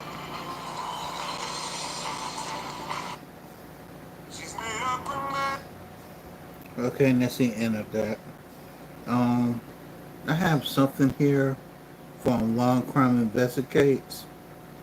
It's a teen brutally unalive after getting girlfriend pregnant at 16. Let's get into it. You're making me upset. You're telling me that my family did it when I know they didn't. My mom understood that if anything were to happen to him, I would not talk to any of them ever again. In March of 2022, Albuquerque police have dispatched an alley behind Libby's diner, where witnesses described a disturbing scene to the responding officers. Around 11:20 a.m., two young men are preparing for a fist fight in a subway. Gunshots ring out. One man lays bloodied on the pavement, and another stands across from him. But he isn't holding a gun. Before anyone can act, he flees. That's when witnesses realize he isn't alone. No, so I was walking back and I got food like a few blocks over that way at Java and Joe. It's called. Oh, yeah, I didn't hear you. I saw people running. Okay, so I'm walking down Central towards my residence here. Yep. I get to the corner right there. About 5 or 6 people running. One of them is in like a high school graduation gown. All but one of them run into this high school. He turns around, runs back to the alley, gets in a silver Ultima, and takes off down the street. Did you tell was it a newer model? Older, probably like pre-2010. What did he look like? So he was maybe a light-skinned black male. Yeah, pretty fair skin though, and with beard. So you said that that group of the 5 or 6 kind of looks like they were in graduation gowns, or how old were they? One was in a graduation gown, the rest looked like they met like family. Okay. And all ran into there. Okay. I saw some kids, a graduation gown, it was blue, and then a group of people over here out of a car. I saw another guy backed it, like I just saw so many cars that aren't usually here. And I was driving in circles because this is a rental car and I can't park it back here. And I'm looking for parking on the street, so I just went circle. I noticed some weird activity and I just had this gut-wrenching feeling that someone was about to get shot because there were just weird people back here. And I saw this kid, this guy right here who shot, he was over here talking to some girl. And last minute I saw him there, I turned the corner, and then all of a sudden I went back this way, and I heard a gunshot when I was on this side of the road, so when I came back over here and parked, and he was down. And I'm around. Just hang up right here by this corner. As the victim's body lies in the alleyway, investigators gather as much evidence as they can. Oh, just start knocking it off. So far, we know the perpetrator is likely a high school student, and the murder might have been a family affair.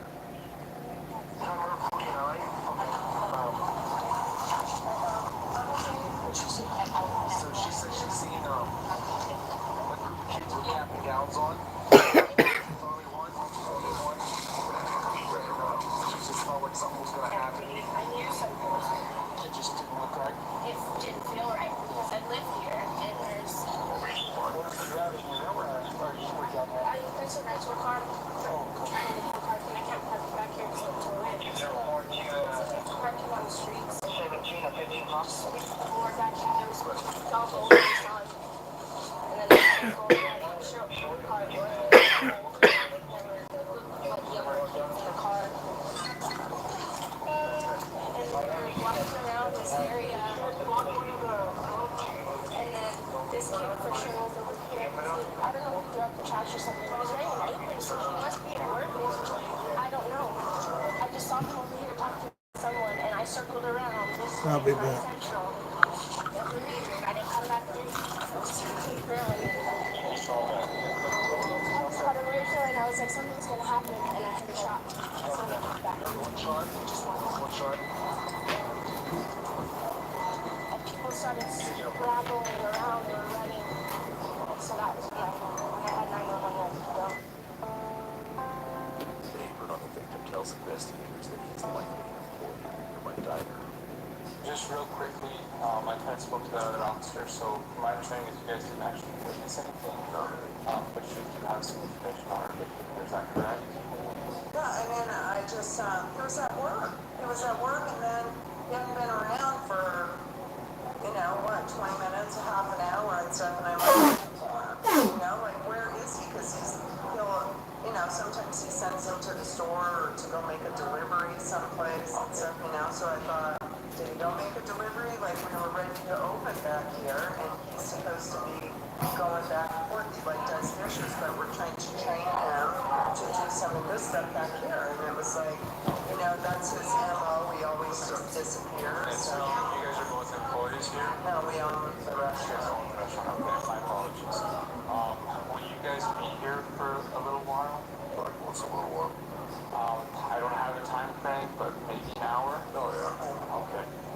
If I can, just get your information right now, and then as we make the rounds, I'm just trying to establish how many people we need to talk to. As soon as I have that list together and over to my supervisor, then we'll start coming back and actually speak. My daughter knows the girl, and she's the one that called my daughter back, and I went outside to look for Jay because I thought I saw the police cars come and stuff, and I thought, oh, he's back there just trying to see what's going on or something, And she called me and said it was Jay. It was Jay that got shot back there. Because her friend. Jay. Yeah, well, it's not Jay. They call him Jay. It's Jesus. His name was Josue Ruiz, but the staff of the diner knew him as Jay. He was 16 years old, high school student, just a couple of years shy of graduating and entering adulthood. Somebody has got to get a hold of his grandfather. Okay, his grandfather. Yeah. He works at where? John Montoya. He works at. They live over here. Took the kid in. I think they're close. I don't know. I'm sure the apartment knows how to get a hold of. He must have some work information and stuff. It's an emergency report. No. Okay, that's okay. The kid just started working. Yeah, that's close. Ruiz's grandfather, Johnny Montoya, is a regular in his diner. Law enforcement meets him outside the entrance and asks to speak with him. So I don't know if anybody's told you this, and I was trying to say here, but obviously, Josue, is that how you say it? Yeah. Josue's last name. So that's what we're here for, is we're here to try to figure out what happened and try to do the best we can about it. It's your grandson, is that correct? Okay. Do you know where his parents? So like I said, there's other detectives who may be in touch with you. Are you going to hang out here at the police?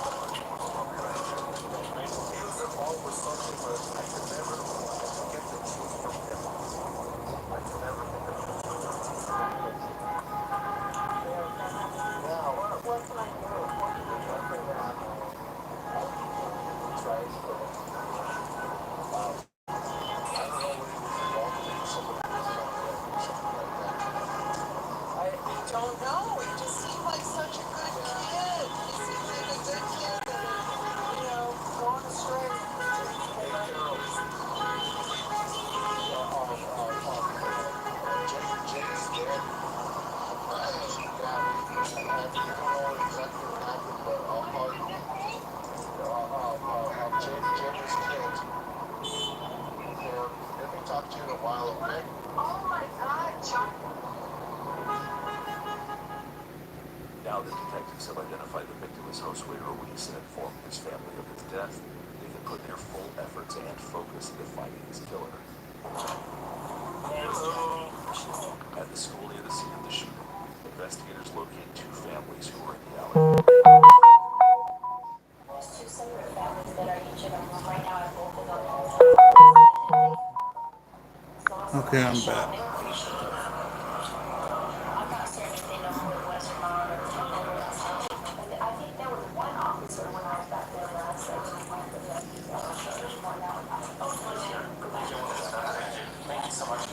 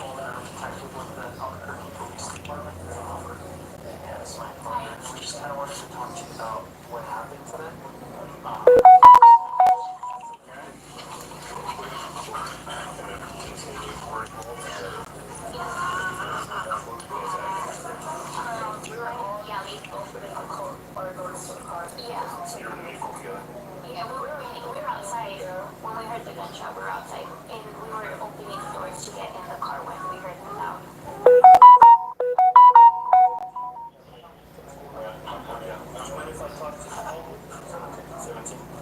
Yeah.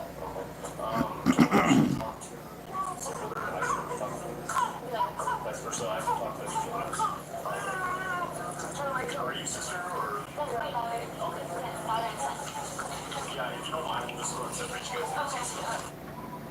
The detectives separate the family members to get individual accounts of what happened. They hope that one of the witnesses will be able to help identify the young male suspect who other witnesses described. Yeah, basically everything happened so fast. They just, I didn't know to get in the car or run to school, so I got in the car just to duck her. And then we couldn't get the stroller in the car, like undo it fast enough. So I just ran in here to the school. So you kind of went to the vehicle at first, just for a little shelter. Yeah. And then you couldn't get the stroller situated. Yeah, I couldn't get the stroller in, so I just ran into the school with her. With the rest of your family? Yeah, we all ran. Okay. So I was opening it, my door's open, I hear the gunshot go off, I see the brakes, and I just get in the car and close the door. So how long after that? Because I understand you guys eventually came inside. Maybe like less than 15 seconds. It was around 15 seconds. It was just, do we leave? Should we just try to get out as fast as possible, or would stay here be the safer option? So that was it really. But once we saw everyone was going to the school, that's where we went. And I just remember all of us, when we heard the gunshot, I like panicked, like I got her. And I was just looking around me, and it looked like they were running to the school first. And I just heard someone yell, someone's dead over there. And then, and I still had her, and I looked, and I just seen the guy laying on the floor. And then the car zoomed. At this point, I had already been in the car. At this point, I'm running back to the school, and that's when the car that shot from just zoomed past us. Okay. And cut the person off. Looked like a pretty dated sedan. Pretty sure it was tan.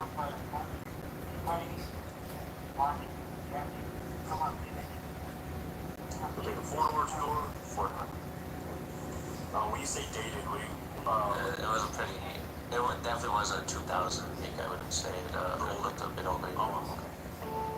Without any leads on the perpetrator, detectives start searching for one thing every witness account has in common: a golden car. Meanwhile, Montoya is still waiting with law enforcement outside the diner. That's where he gives investigators some insight into what was happening in his grandson's life at the time he was killed. Yeah, there by apartment.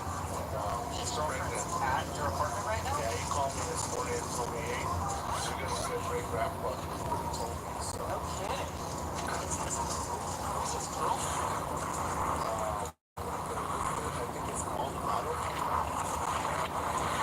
She's at your apartment Right now, yeah. Is there anybody else over there? Investigators wonder if the teen pregnancy could have been a heavy enough stressor for someone to snap or shoot. The only way for detectives to find out is to head to Montoya's apartment and talk to the mom-to-be, Elizabeth Maldonado. Either she's free. Why the she's not?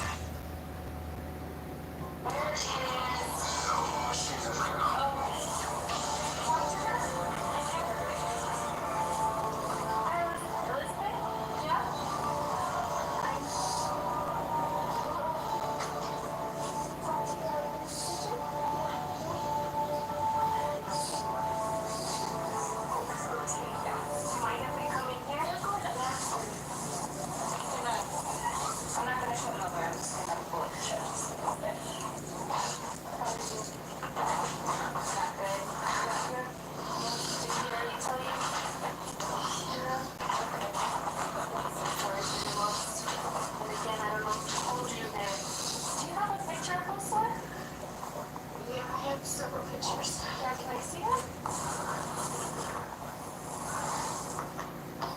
That picture was a few months ago.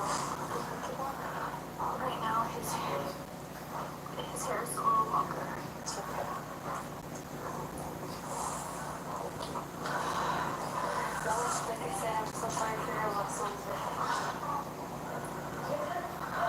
I'm in here, Mom. Here, Mom. Maldonado's mother suddenly appears inside the apartment. As one detective speaks to her mom outside the door, Detective Anna sees what she had learned from Ruiz's girlfriend. I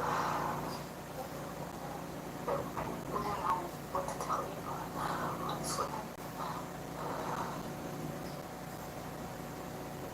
He's not start like today. What did I see today? He took a shower at like 8 o'clock. He was getting ready to go to work at 10. He left around 9:50 something. Okay. I was making appointments today because we found out that I'm pregnant.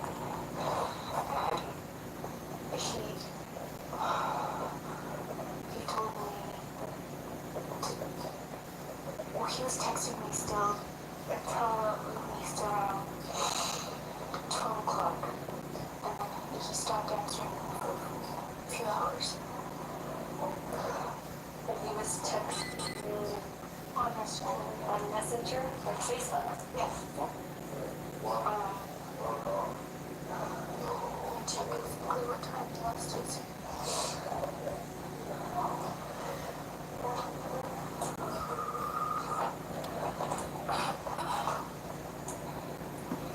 It was at 11. That's when he texted me last. What did he say? Do you mind if I listen? It's because he wanted me to do Presbyterian because I want to do love lessons and students. That's all he told me. This is closer. Then that's actually messaging him. He did answer. No. Do you guys always talk on Messenger? Yeah. Because we get into arguments and stuff. And we block each other and then we unblock each other. It's just a big mess. Can you tell us what's going on? Yeah, absolutely. There's no wrong with that. Okay.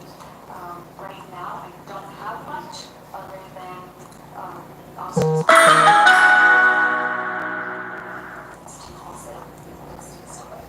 What happened? That's why so we just got called out.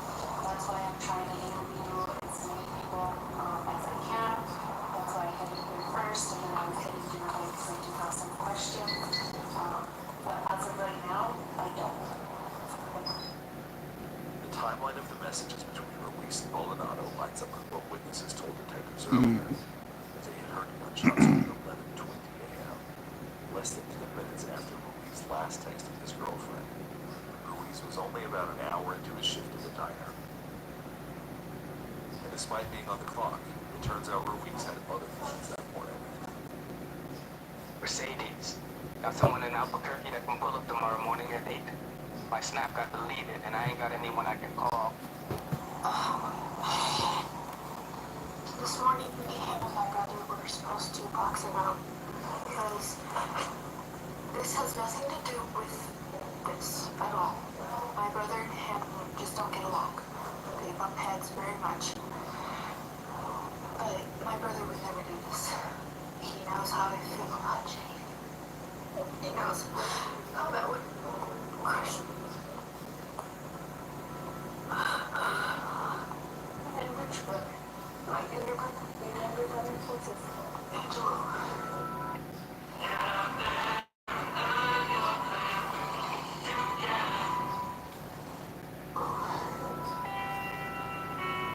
When investigators see Ruiz's messages from March 3rd, the day before the fight was supposed to take place, they discover something shocking. It wasn't Ruiz or Maldonado's 16-year-old brother, Angelo Maldonado, planning the fight. According to the messages, Maldonado's mom, 49-year-old Elizabeth Ortiz Chavez, was the orchestrator.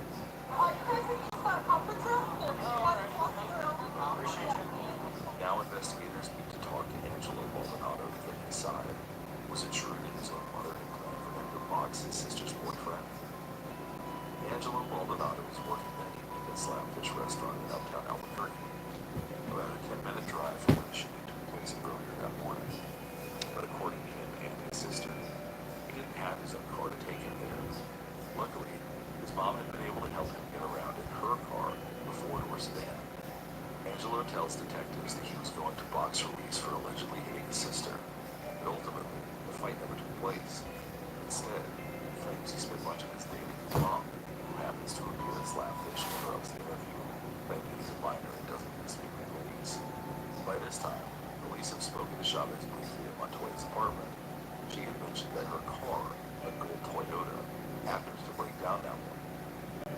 After a full day of witness interviews, detectives wonder if that really is the case, or if there could be a more sinister reason Chavez might have been in her vehicle. Elizabeth, so I'm going to read you your rights again. Well, just because I have some more detailed questions I want to ask, and I want to make sure that you understand your rights. I don't want to answer the questions I don't understand. So I have more questions about your car. But I can't ask them without reading the rights, okay? So, you have the right to remain silent. Do you understand that? Anything you say can be used against you in a court of law. Do you understand that? We have the right to consult an attorney before speaking to the police and to have an attorney present during questioning now and in the future. Do you understand that? If you cannot afford a lawyer, one will be appointed for you before any questioning if you wish. Do you understand that? If you decide to answer questions now without a lawyer present, you'll still have the right to stop answering until you talk to an attorney. Do you understand that? I have some more questions about your car, okay? Because the car is not where you're saying you left it at. That's what I'm looking to. I want to know. So here's the thing, okay? So I believe your car was used in a homicide. Okay? Okay, so if you don't tell me who had your car, I don't know. I'll use your car. My car is at the center. Okay, and did you leave it on the side of the road right next to your house? No. I live always what's it called, Wyoming, and Moon is one of my houses in between one streets. And Pennsylvania is a ways. So it's not right by your house. And so you're talking to your daughter, talking to mom. Nobody has a problem with G other than but my son said he wouldn't and I was with them today. So you were with them all day? Yes. They went to the laundromat with you. They did not go to the laundromat. They were all went home. But you wouldn't know because you weren't home. Correct?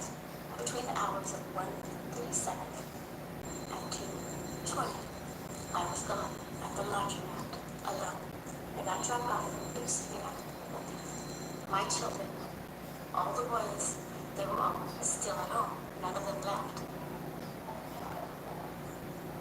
Then I did not leave the house unless they're permission because I need to know where they're going.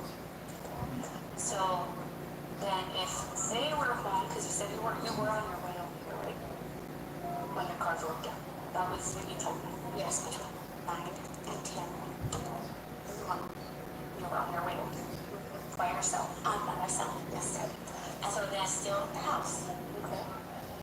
So then when I find video surveillance from the incident, but okay.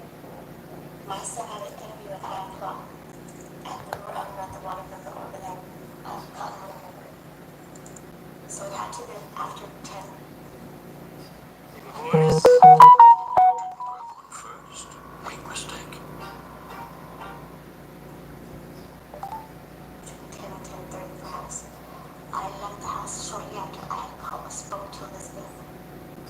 And let's backtrack now. So you're saying that it broke down, I left my car an opportunity to drive stopping now. You know, we've been driving up and down trying to find your car.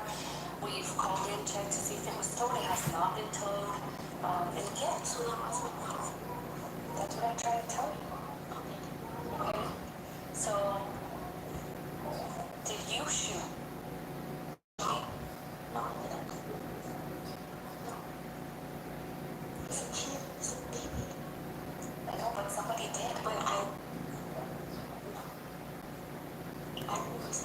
okay, so then you leave your car, right? You leave your car, you walk back home, and then at 1:37, takes you to the laundromat. At 2:20, you come back, and then obviously all this is going on, right? I'm sorry, I just think it's not going on. So, and again, I am recording. I am going to remind you that there is video surveillance footage in the alley. I'm going to find out. I'm just waiting for, and I mean, it might be ready, I don't know, because I've been here interviewing everybody, but I do have officers there trying to pull the video surveillance. So I am going to find out what happened, being that you bring up your car and it matches the description that I was given. There was witnesses. Okay, there's witnesses in the area. There's a school there. I was not there. Okay, but I'm telling you, your car was.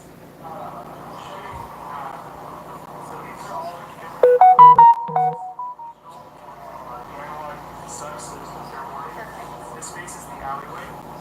Back in the downtown area where the shooting took place, investigators are already preparing witness statements with security footage that captured Chavez's car speeding away.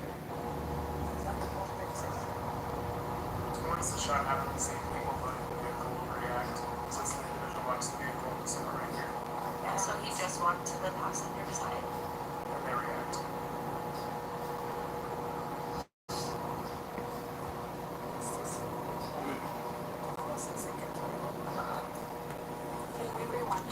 You can also slow down as well.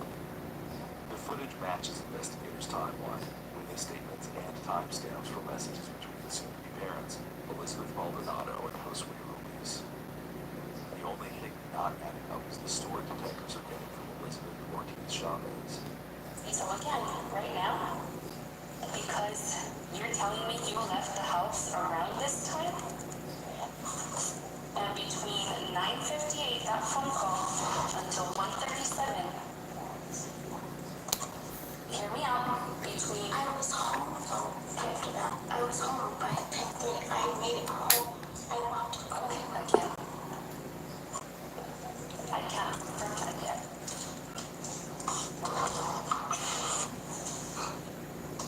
That's disgraceful. Because again, I'm telling you, based on your demeanor, I think you know what happened. And I know it's your car. And I am going to confirm it on video surveillance. I hope you do, because I'm lost right now. Without a confession or any physical evidence tying Chavez herself to the scene, detectives have no choice but to walk away and gather more information before an arrest can be made. Thank you, Danny. In the weeks following the shooting, Albuquerque PD obtains warrants for multiple cell phones, including Angelo Maldonado's, and reads through thousands of messages. They're also able to track Angelo's phone to the alley at the exact time Josue was murdered. And some of the messages between Ruiz and his girlfriend lead investigators to believe the plan was always that Angelo Maldonado would bring more than his fists to the alley that day. Are you still gonna fight them? Yes, that's not changing. I prefer not tomorrow because my hands are up and I have to work. But oh well, they're gonna act all cocky right now, and that's gonna f them over. I know. They better not jump me because I'm having Darnie come and watch, just in case. It's one of the only people out with that can beat my too. I don't know who that is. Donovan. Oh, okay. Yeah. So better hope they don't pull no. I'll be there too. Why? Because I don't want anything like they pull a gun out. That's why he's there. I don't care. I'm going. Elizabeth Maldonado's statement about a potential involvement in the gun leads investigators to question if she knew more than she's letting on. On March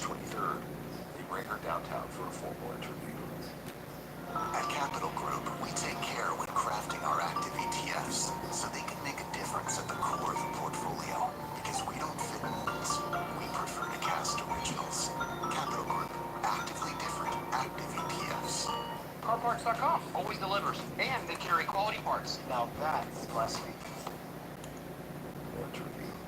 I just think it's interesting, and I'm gonna tell you.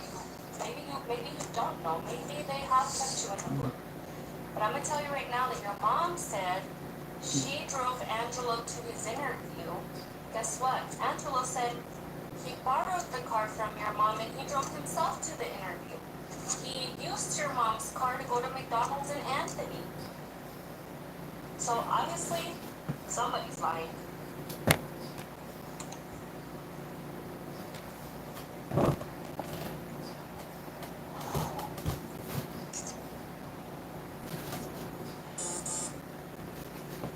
And again, the reason why I'm sitting here asking you more questions is because you seemed a little more innocent and oblivious to things, but based off of your phone and the conversations I have been able to see, you know, when I brought up who owns guns, you're like, nobody does.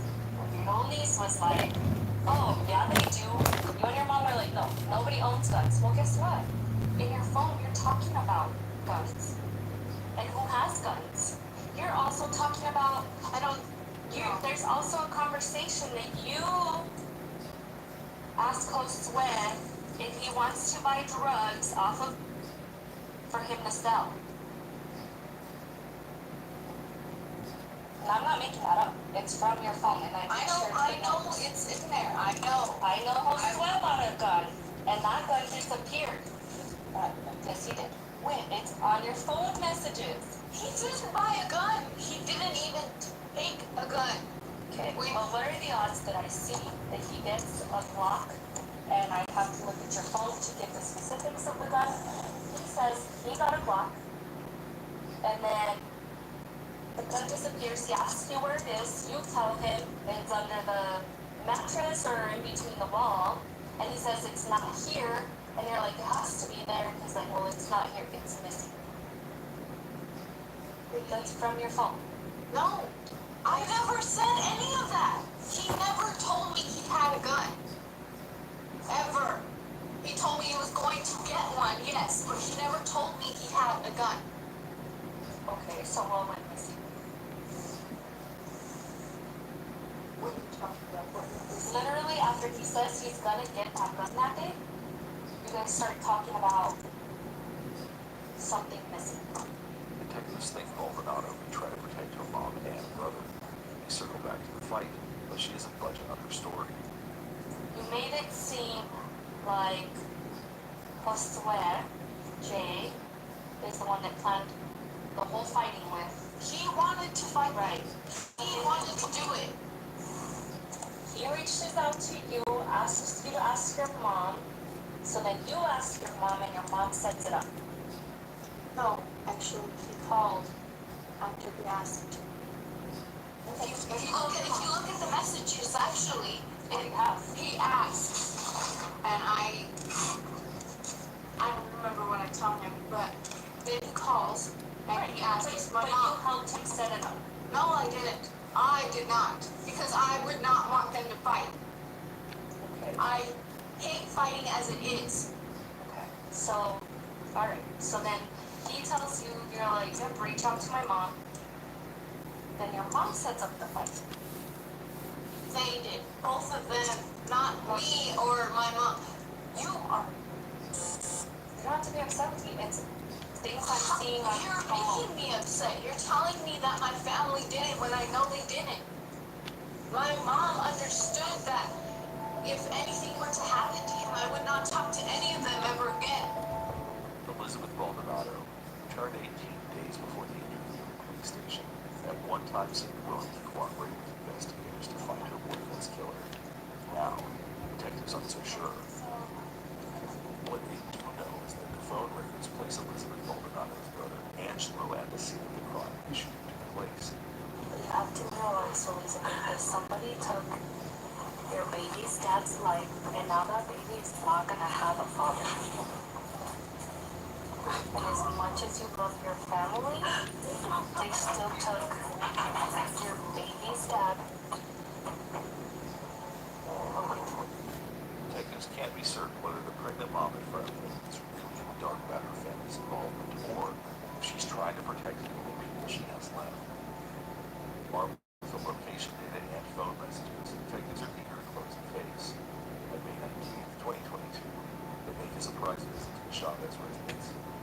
While searching for a possible home address, we used TruthFinder to run a background check on Elizabeth Ortiz Chavez. On truthfinder.com, type in Chavez's name, age, and state of residence. In under a minute, our paid subscription service gave us access to personal information and criminal charges. We found information like possible phone numbers and associates, including Angela Maldonado, and were able to verify her address on Miranda Road in Albuquerque.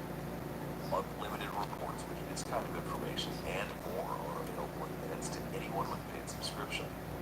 Law and crime partners with TruthFinder so our writers and reporters can research cases and reveal real information about persons of interest like Elizabeth Ortiz Chavez. But even if you don't work in true crime, TruthFinder.com can give you peace of mind when you do these unlimited public record searches for people around you. Search for sex offenders in your area, find out if your neighbor is safe enough to invite over for dinner, and learn about the people in your life. You search their name on TruthFinder.com and they'll. If you're watching this episode of Law and Crime Investigates, you can get 50% off your first month with confidential background reports at truthfinder.com/LCinvestigates. I hate when they do these long ass commercials. 2 months after the initial interview with Elizabeth Ortiz Chavez, detectives knock on her door. Hello. Today's episode, I'm going to be showing you how to turn a boring old t-shirt like this into something awesome like... Hello. Here, we locate several family members who are either known to be involved in the shooting or new lives. The first person they get a chance to talk to is Elizabeth Ortiz Chavez's oldest son, Gilbert Ortiz Chavez, who is sometimes called Baby by friends and family. My God, I just realized my mom left to work.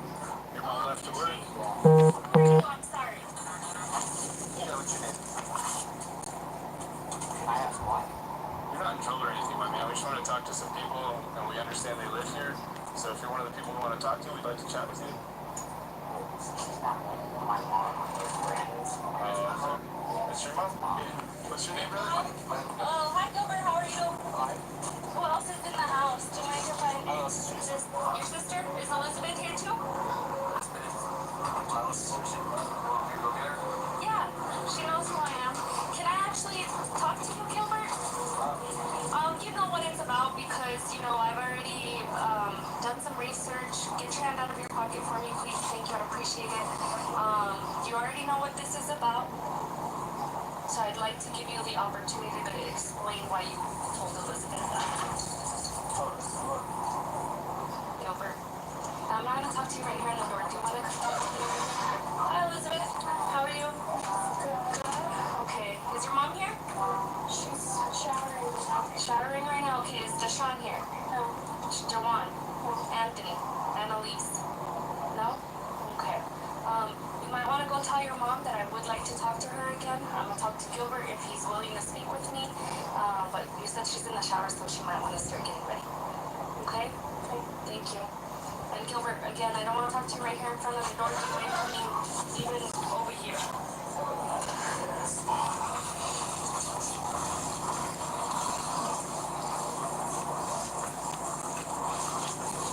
And Gilbert, we're not in trouble right now, okay? But I do have some questions. And yes, wait for her. There should be Elizabeth and Elizabeth's mom. Alright, Gilbert, you want to shake? No? Alright. So, Gilbert, tell me what you know.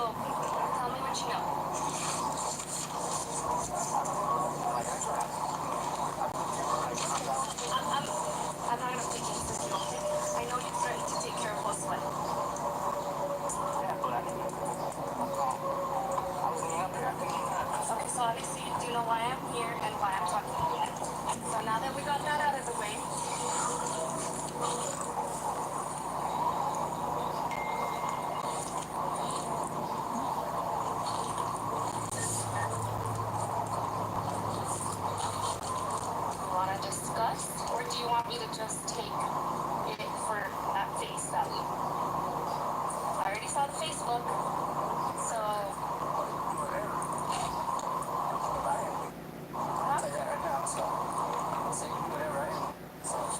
Okay, so it again in your Facebook, if you're disclosed sensitive, you're gonna send somebody to take care of it. Okay, so well, who'd you send? Because he died. Do I need to be any clearer? He died. I know he died. Well, you know because that's Elizabeth's. Yeah, but I didn't send nobody. Baby daddy. Anybody want to do it? Facebook messages between Elizabeth Maldonado and Gilbert Ortiz Chavez prove that Gilbert and her wings would catch one, presumably meaning a bullet, if Gilbert saw him on the evening of March 2nd, 2 days before the shooting.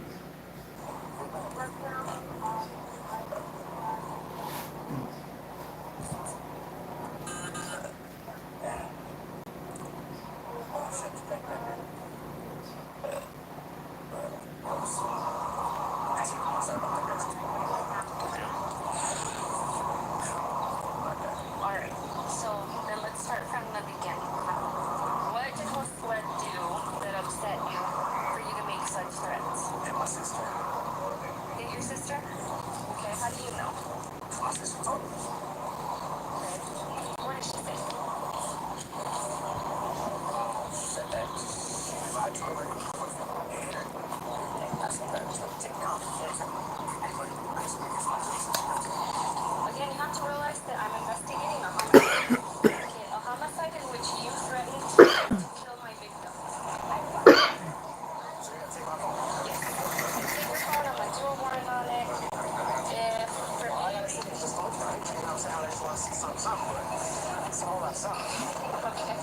Well, I won't look at pictures, but I am interested in who you've been talking to, text messages, and so on, so I'm gonna do a warrant on it, okay? Okay, Gilbert. So, 1813? 1313. Thank you, I really appreciate that. That makes me feel a little better that you're being forthcoming with that information. Okay, come on. We're not trying to get all up in your business about that kind of stuff, bro. Gilbert, just hear me out, my man. It's obvious that Anna knows a lot more than you think she knows about this, right? They call it a tool. I call it the witness to our stories.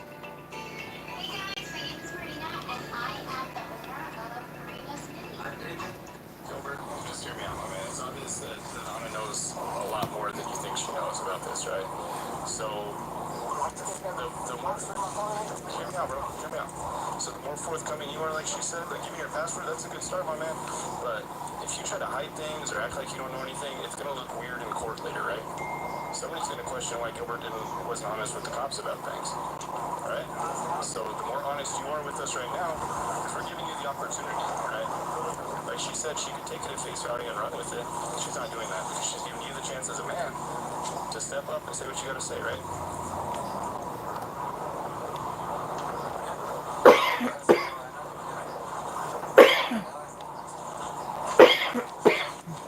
Gilbert may know more than he's letting on, but he's claimed that he didn't pull the trigger aligns with messages between him and his sister. Delete our messages and don't say anything about me saying I was gonna shoot him, okay? It wasn't me, for real. I ain't trying to deal with cops at all. I know it wasn't Gibby. I would just hate for Elizabeth's baby to not have somebody to take care of her baby. Can I talk to you really fast? I have to catch the bus. So, I mean, we've got 5 minutes by time. Okay. That's it. Thank you, Gilbert. Thank you for speaking with me. We'll check in with you before we leave if you want to talk to us again, Gilbert.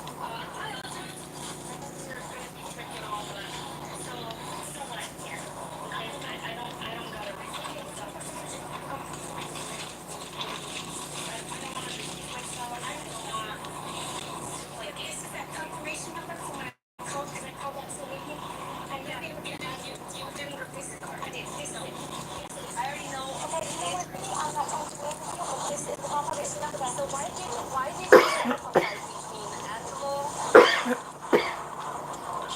Deshaun, Jawan,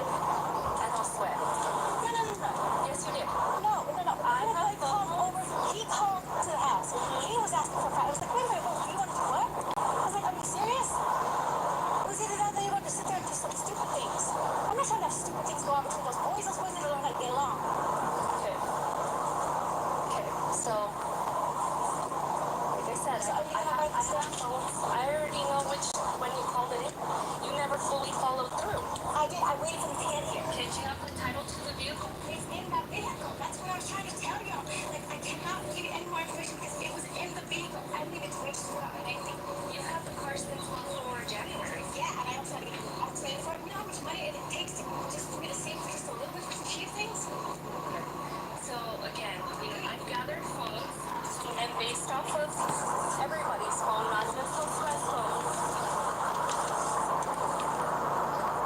you were gonna set up a fight. You said you didn't and you didn't want to, but the fight was gonna happen. He said, well, come over in the morning. I was like, wait a minute. And my son Angelo told me like this, goes, Mom goes, I'm not gonna fight him. I'm not trying to get in the fight. He goes, I have more respect for my sister-in-law. And that's how that went down. The text messages police downloaded from Maurice and Angelo's phones in March 2022 tell a different story. They didn't show. There was gonna be at least 4 of them too. 8 o'clock, the mom said. And it's 9. Man, her family is a bunch of, I swear. But mom was supposed to bring everyone that was looking for me this morning at 8 to run once. And it's 9:08. Well, I'm gonna tell you something, okay? When I charge someone, you're gonna be charged along because I know you're hiding the truth and I know you're listening to me. And it would suck for Aurora and Elizabeth's baby to not be present, for you not to be present because I will charge you because I do know you were gonna set up that fight that day. Yeah. Young lady, I did not set up that. You're wrong. And I promise not to bring it out on your daughter's phone. Goodbye. Want to talk to the daughter again? Elizabeth? I'm not sure. Her demeanor was pretty calm. Yeah. She just said it was the 3 of them. That sounds like so I was taking off, so just told her. The other guy, oh, I didn't see the white guy. She's coming back. She's coming back.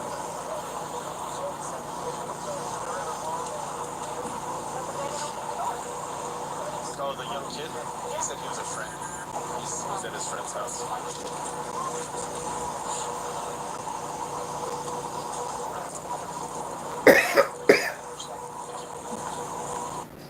So I tried this website called Hint. It shows you what your soulmate looks like, and this is what I got. Tell me why this looks exactly like the guy from the bakery next to my place. Like, same eye.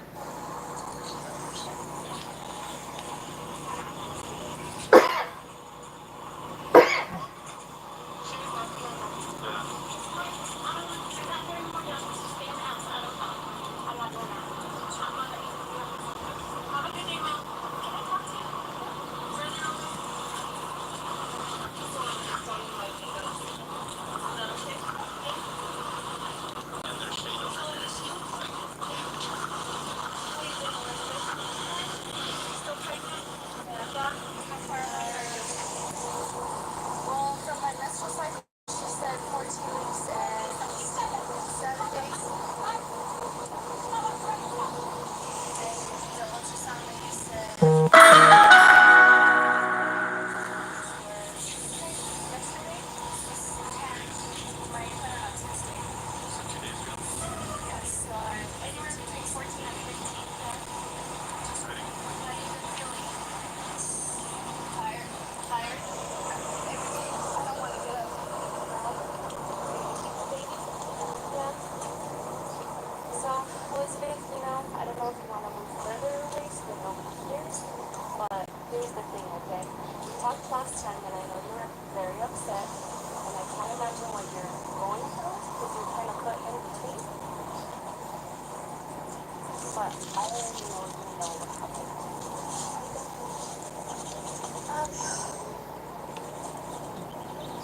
I don't know what happened at all. All I know is that when his grandpa got back, he told me that Jay was dead.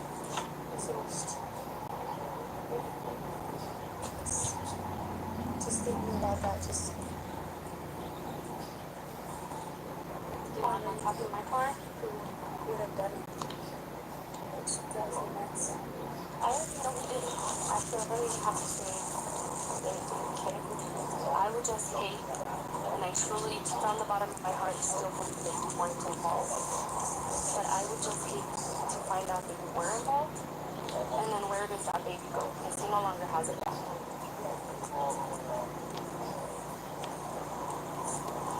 And at this point, with your mom's behavior, with your brother's behavior, I don't want all of you to end up in jail, and then where does this baby go?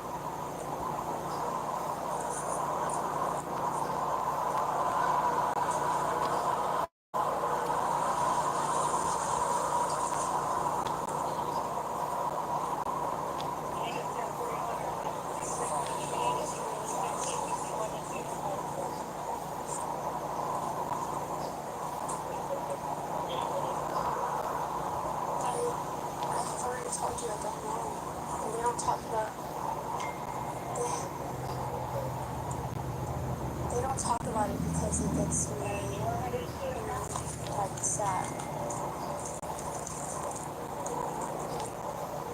You know what makes me believe that you weren't involved? That you're the one who told me that they were planning to fight that day and that your brother and his friends didn't show up. You're the one who told me that Gilbert had threatened Josue, right? But my brother could be doing bad things to us. Okay, hear me out, okay? So that's why I have no reason to believe you were involved. However, being that you've been living here makes me believe that you already know. There is no way you living here and you don't know what happened.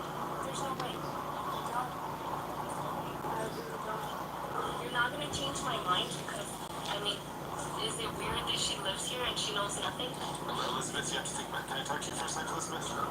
So, Say something else. I know we're not trying to upset you any more than you already are or anything like that. But you have to think about how when this case goes to court, one, people get arrested for things like this. They don't care who's family, friends, or whoever else they can or will throw under the bus to try to get themselves a better deal.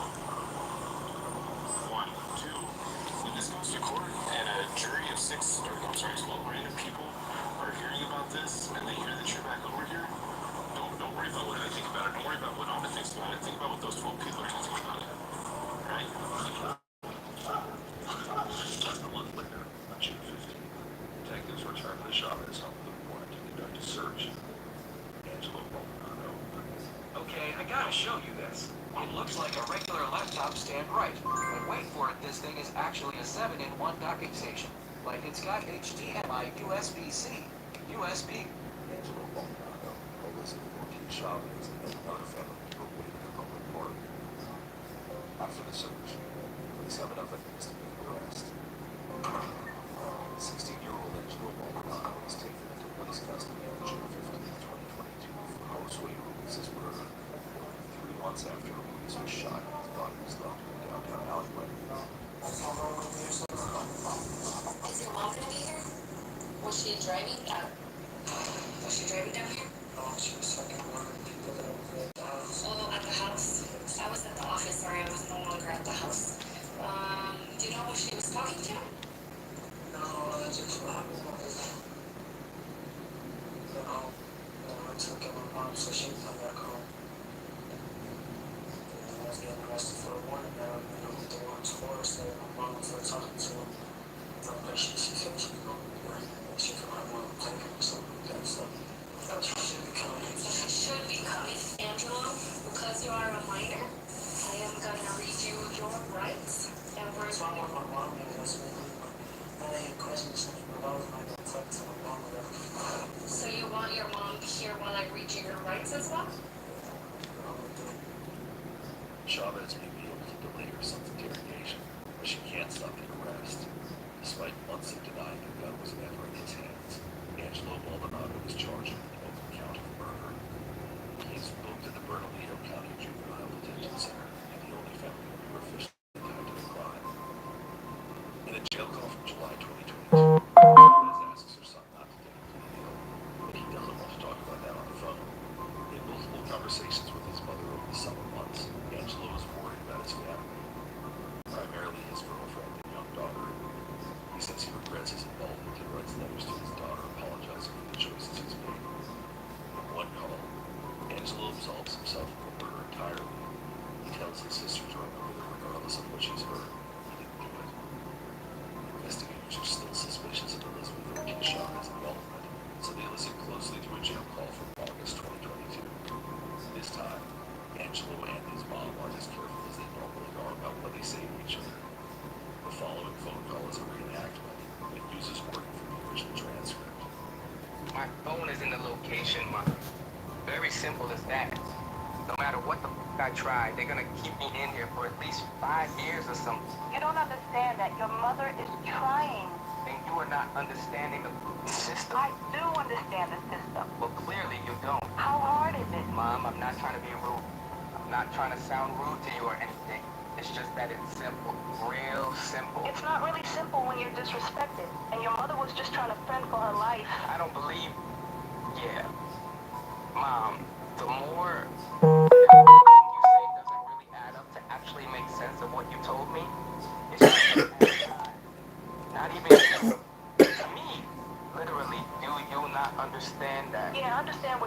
me.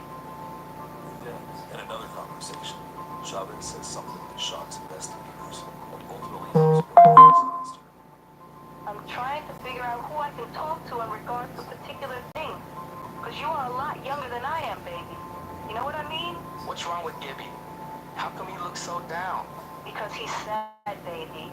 He's heartbroken that you're inside there. He is so freaking sad that you're in there. He even snapped at me, and he was just mad. He said, why is my little brother even in there, Mom? If he didn't do it, why he is in there? Because your mom up. That's what I told him. I go, because I'm stupid. I go, period. That's what I told him. Chavez was right. Her oldest son, Gilbert, was mad. He was so mad that his brother Angelo was charged that he finally told someone the real story, the truth investigators had been waiting for. On May 2nd, 2023, over a year after Jose Luis's murder, Gilbert Ortiz Chavez blew the case wide open. Why is your brother locked up? Because my mom and him went to go fight my sister's baby daddy because he beats her. And when he got there, my sister's baby daddy tried to pull out a gun, but he got hit before he could even pull out his gun. But they put the murder on my brother. That's real up. Why'd they put it on your brother? Supposedly witnesses were there and said it was him. And they said they also got video and it looks like him in the video. But you can't see. All you see is a big ass group and then everyone scatters. What the? Your mom didn't tell nobody it wasn't him? Nope. So your mom did it and let your brother go down? Yup. A forensic analyst working on the case obtained the messages, and it was all over for Elizabeth Ortiz Chavez. No documents confirm what Elizabeth had in common that day. The rest of the story was corroborated. That's some fucked up shit. Who on March 25th, 2023, finally decided he would not go down alone for his mother's crime. Elizabeth Ortiz Chavez was charged with murder on May 5th, 2023. She pleaded guilty and now faces up to 18 years in prison. Yeah, she She should. receives the maximum sentence. She's 68 years old when she's released. The sentencing date has not yet been set. Angelo Maldonado is serving his 4-year sentence in the Bernalillo County Juvenile Detention Center. Only 21 years old when he is released. And lastly, according to social media posts, in November 2022, Elizabeth Maldonado gave birth to the baby boy she shares with the late Jose Luis.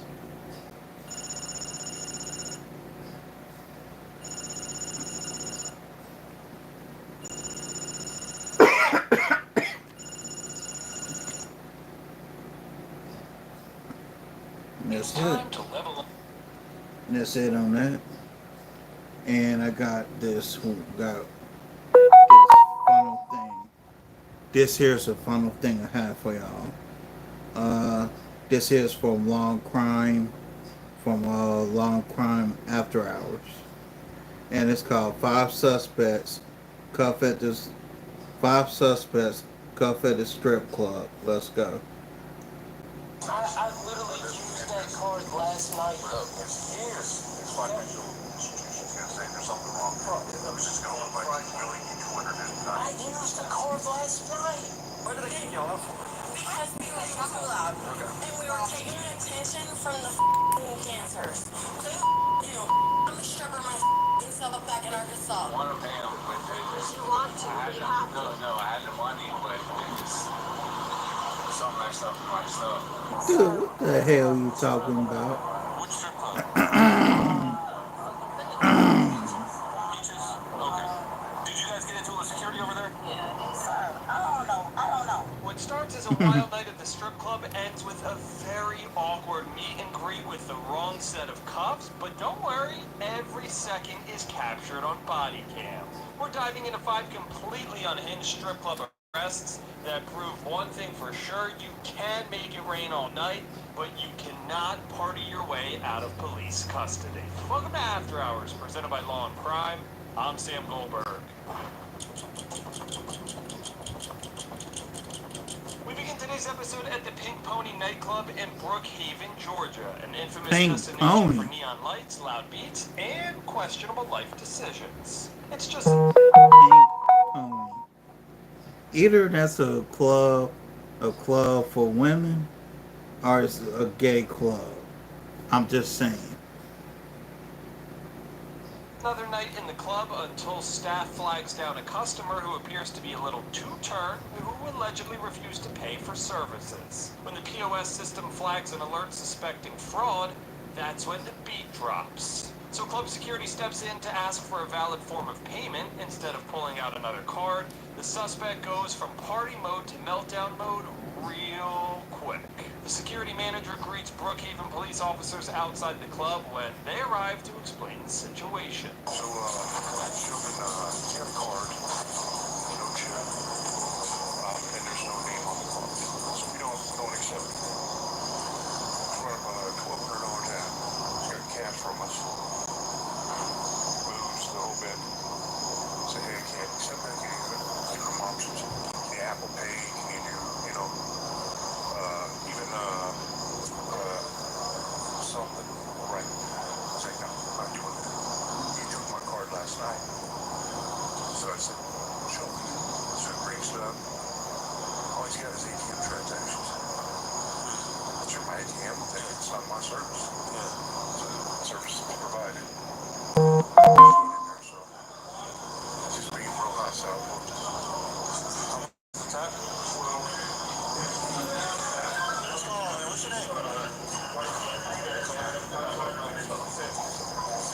What's your name? Alright, so I respect the man. Okay. So what happened is the female, the bartender, said, hey, there's no name on the card and different form of payment. I said, well, last night, I literally paid with the same card. Same card. So, what is the difference from tonight and today? That's all y'all are out here for. Okay. Well, he said that you brought up transactions from the ATM, which was not. No. I can prove that. And bought drinks here. Okay. Well, so we weren't here last night. We don't know what happened last night, but tonight you owe $1,200 in. Yeah, I'm cool paying $1,200, but what's the difference from... There we go. What's going on? I'm not sure if it No, I literally paid it. So do you have an alternative way? Yeah. Do you have an alternative way to pay? No, that's literally my payment right there.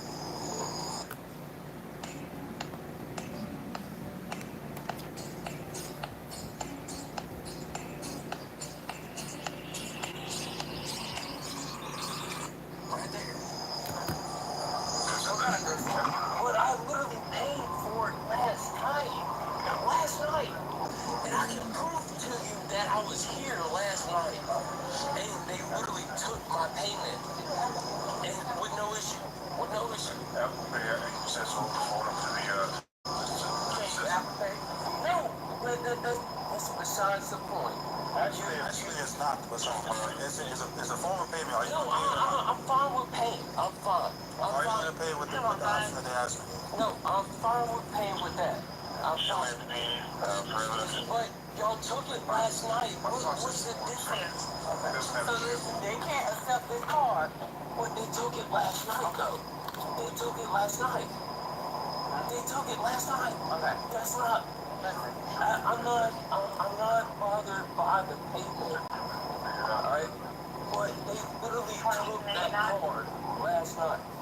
They literally took that card last night. So listen, and I can prove it. I can prove it. You gotta listen. So, obviously they bring the card today and it's not going through. So, either you can try to utilize the ATM and make that and try to withdraw the funds from there. I literally used that card last night. Right. So, outside of this card, do you have any other form of payment? I used that card last night. Okay, but I can respectfully say, hey, I'll use the ATM. Okay. Alright. Just get it maxed out. They're not going to let that $1,200. Yeah. But I literally used that card last night, though. It's financial institutions going to say there's something wrong. It's just going to look like it's billing you $200 different times. I used the card last night. We have no evidence of that. I can show show me. What do you want to show me? The big spender reportedly pulls up his payment history on his phone, pleading with Officer Willis to verify his payments, but the officer isn't buying it, and neither is the club. Yeah, but no. ATM, not the my God. My God. Look through it, and I promise you, you can see. Take your phone, man. Are you gonna pay or not? Are you gonna pay or no? I can pay it. Okay. I can pay it. Outside of this card, how can you pay it? No, it's got to be that card. Well, I don't know what to tell you. It's not gonna be that card, so you either pay or you go to jail. All right. All right.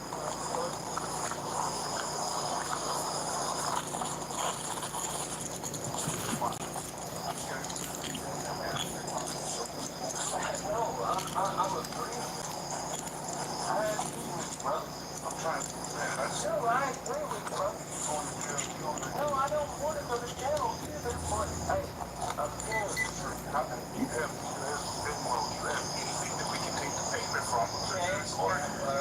I know. The card doesn't have your No. yours. It's my business card. I get stuck with it. No, it's my business. It's my business card. There's nothing on there saying their business. I know. You see what I'm saying? I get it. I get it. Hey, my guy. I get it. So what other means? There's got to be some other way. You don't Apple Pay is what you said, no, right? No. Okay.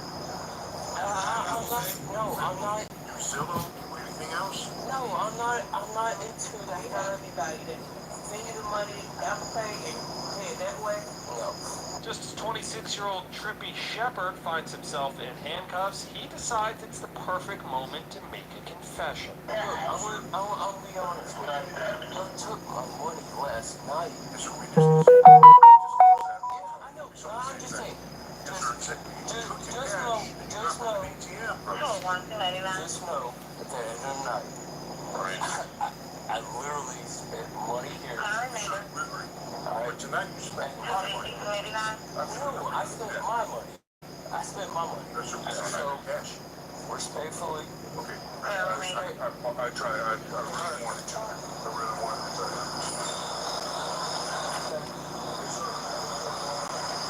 You got anything else for any pockets? Anything else, cold mistake, anything like that?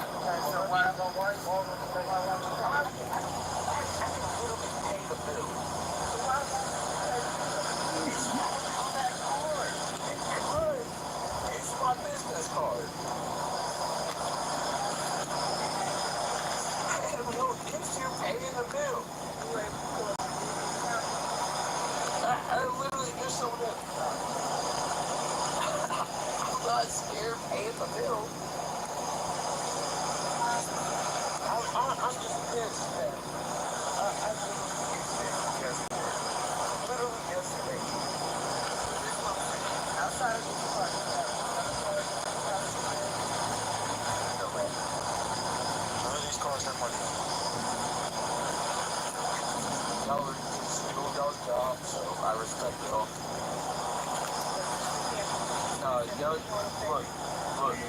look. Y'all are doing y'all's jobs, I respect it. Alright. Well, we're actually trying to give you a house. I know.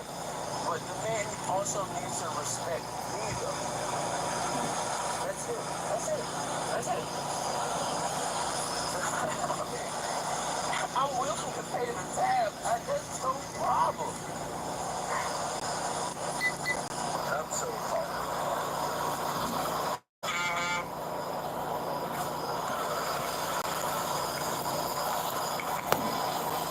Alright, since I'm going to jail, can I smoke a cigarette real quick or no?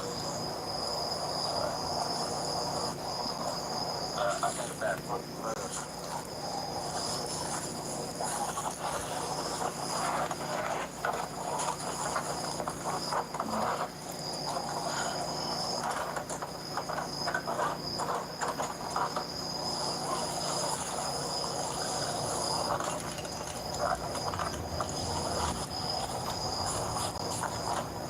Before transporting Trippy to jail, Officer Willis gives security a rundown of what's next. Hey man, so he's gonna be going for really technically the public intoxication and causing an issue here. Okay. Because he did offer a form of payment, but it's not the form of payment that y'all name on the card. So yeah, I think y'all have your policies and everything, but we can't charge him with theft of the services because he tried to pay for it. Okay, so let me ask you a question. If I was to try and run this manually, I'd have to call my guys, tell them my credit card service, say, hey, gentlemen, they've got somebody, they don't have the name or anything else. Then I would be able to record, because my fear, especially with how adamant he is about just use that if that is someone else's card, then it's a fraudulent charge, but at least I'll have it recorded, right? You know, is that technically correct? So should I go that route and try and do that real quick? Oh yeah, he did. It was like $2,600 or something like that. So it might be a business account. But still, even if you can imagine I'm in the game, so I've seen. And what will happen is with a business card, you don't have a person's name attached to it, or even business cards. Especially companies now do that so that someone isn't using their card. Fraudulent. Back in the day, just use that company name or anybody can grab that and go charge it up. Alright, so I'm going to go ahead and go that route then. I tried. I need to get those funds. Trippy paid for something that night, just not in cash. He was charged with theft of services for his alleged strip bar spending spree of $1,191. At the time of this recording, no further information could be found to determine the outcome of this case. Damn card probably didn't have none on. On After Hours every week prove the world is unpredictable, and having a great lawyer makes a huge difference. That's where our amazing partner and longtime sponsor, Morgan & Morgan, comes in. A firm with over 1,000 attorneys and some pretty sweet merch, too. Logan, zoom in on that. Thank you. 1,000 attorneys, and that's because they win a lot. In the past few months, Morgan & Morgan secured a verdict of $29 million in Philadelphia, $2.7 million in Florida, and $5.6 million for a car crash victim in Georgia after insurance offered their client $0 in that case. Even if your case isn't worth millions, why not start a claim, fight for what you deserve? Morgan & Morgan makes it truly so easy. You can start a claim from your phone in just 8 clicks or less. So if you're injured, you can easily start a claim at forthepeople.com/afterhours, or click the link in the description and pinned in the comments. You should learn how to have an active income before you're trying to learn how to make passive income, right? Like, make work great again. The thing is that what people underestimate about the multimillionaires and billionaires that exist. Or click the link in the description and pinned in the comments. What's going on? So, trespassing, told her, right? She wants to keep acting up. I'm like, hey, leave. She throws her elbows. I'm like, okay, now you're going to jail. She takes off my phone. Now let's rewind to see how this chaos unfolds. It all begins outside the oh-so-classy Show and Tell Gentlemen's Club in Panama City Beach, Florida. Deputy Psych rolls up to a scene straight out of a reality TV show. 2 women screaming and hurling shoes at the front door of the club. Alright, hey, chill. What's going on?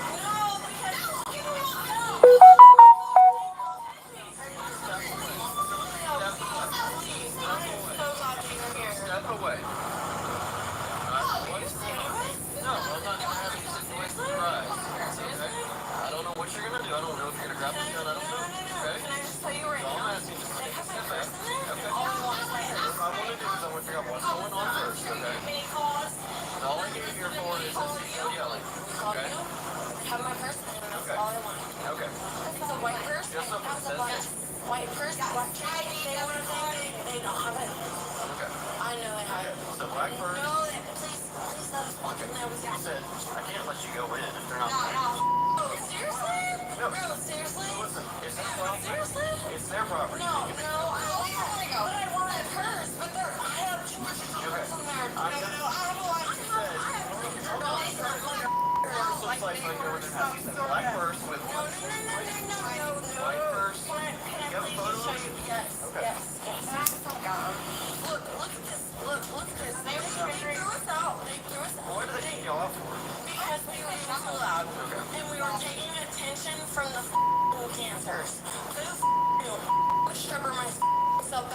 So, I'm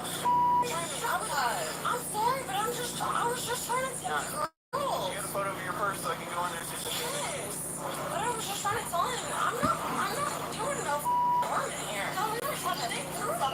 They put their hands on us and they us out. Hold up, I'm figure out something. That first thing. I have a video. If you really want to I'm not trying to. I'm just saying it. I'm having a video. All I'm trying to do.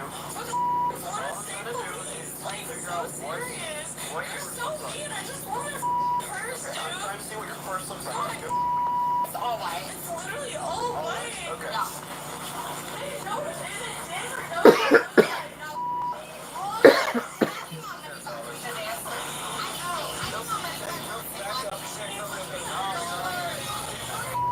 Right. Okay. What happened? I can tell.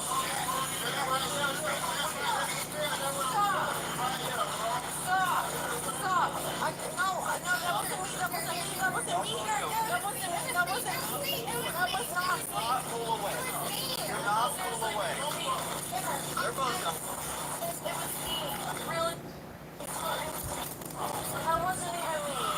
Y'all both acting up. We're gonna have to. That wasn't me, dude. That was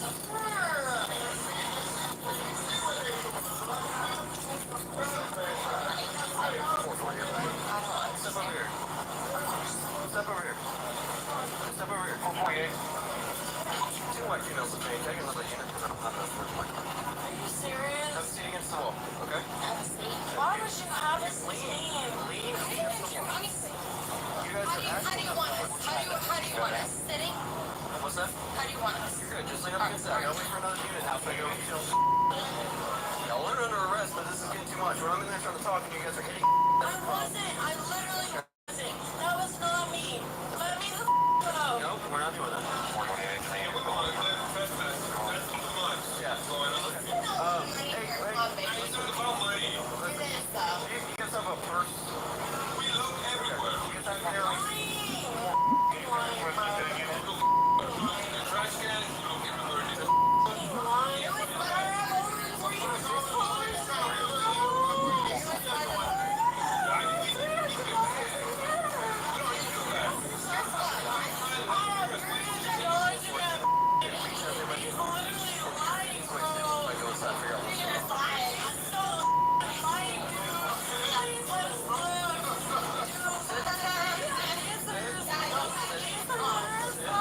I'll be right here when you're done.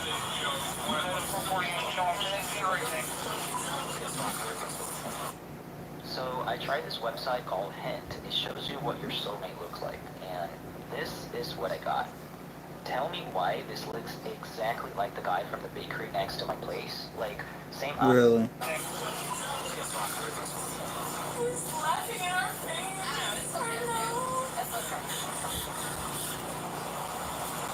Listen to me for 2 seconds. All I'm saying is, I can't be in there and you guys are out here acting disorderly. You guys are detained right now for that reason. You're not going to jail at this moment. I have no desire to take you to jail when I get off in an hour. I'd rather not, because then that holds me over after work. So if you guys just cooperate and chill out, let me figure everything out and get everything back to you guys, we can finish this up. Simple as that. I just owners and I was spending a lot of money. He doesn't care. He doesn't give a He literally doesn't give a He doesn't give a But I'm just saying, he doesn't care. I don't care how much money you spend. Doesn't matter. That club does though. That club does though. And they're eating it up. I know they're eating it up. And that's why I just want my purse because I don't want to spend money there. Sit down. Here's your purse. Is that your bag?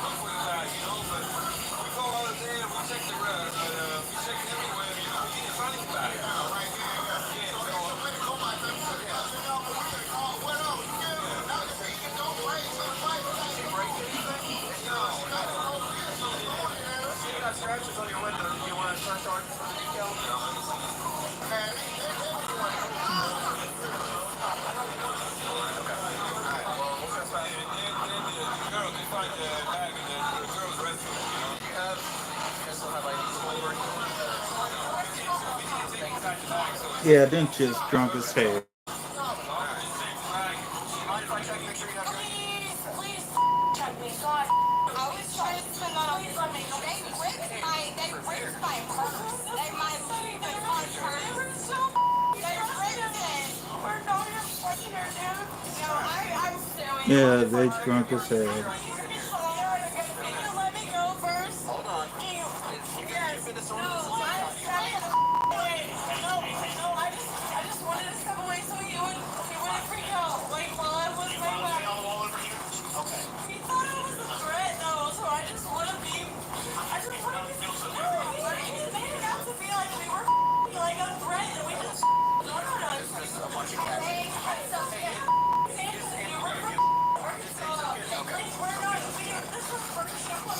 There's so much money in here. I don't want anything to start flying out. Like we were freaking out. Okay, I don't see it.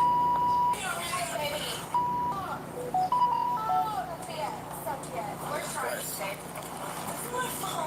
It's in your phone? Oh, okay. It's looking in the wrong place. We'll make sure we have everything before we leave. I know somebody said they didn't have the right. Yes, they have the right. Okay. No, I'm just like so done with these men. Alright. I'm so done. I don't know what they want from me, like seriously. Like, running as a strip club is a scam. Is she? I really am listening. And y'all just like me a little bit. You gotta make sure she does not come up here and cause any more issues. Because I do not need to arrest you guys for disorderly intoxication. Hey, I will say this. I didn't even do anything. I've had one person. Well, you're not driving out of their way based on your actions. No, we're literally walking. They scammed us. That's fine. You had to sue them at the point. Alright. You want to stand up real quick so I can take your cuffs off? You stand up. Like, FBI. Alright, Sophia, I want to take this off. Don't go crazy, alright? Alright, to the lead. Take a video of me. Please take a video of me. I will. This is so Sophia, try to get your cuffs off. Please take a video of me. Please literally please take a video of me. This is so This is so we didn't even do anything. Alright. We literally didn't even do anything. We didn't do never even take on my life. Never. We didn't even do 3M, DuPont, and Chemours are paying out billions. Here's why. If you've been drinking public tap water, Alright, y'all gotta go. You trespass. You guys gotta sit on the side of the road. we don't want to be here anyway. You gotta sit on the side of the road until Both ladies calm down and agree to leave the property, but just as the manager starts yapping his side of the story, boom, it's round two, and the drama reignites. We're making all the drama.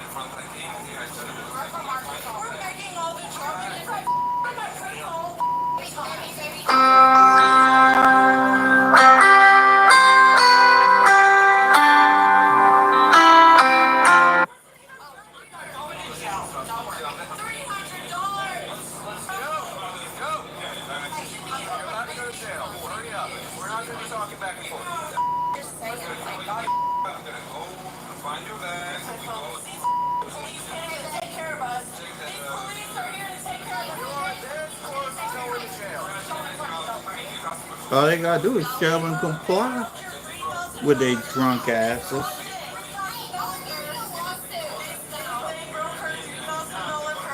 Shut up and comply.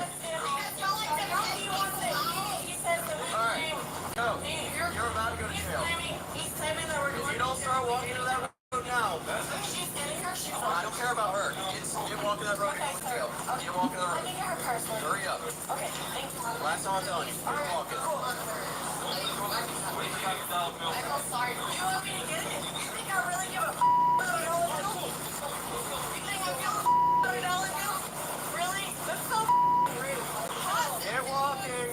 going to jail. Sign the What's your badge name? Step inside. Go. What's your badge name? Go. What's your... What No, if that's a not. say it? That's not a thing. What if a Then now you're going. Don't Then now you're going.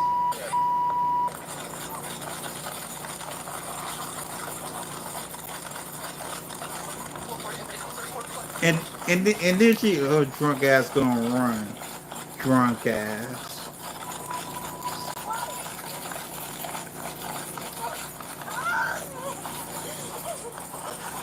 Please let me put my titties up. Please let me put my titties up. Can I please put my titties up? Please let me put my titties up. Please let me Stop resisting. Ow! Ow! Can I put my... Stop resisting. I'm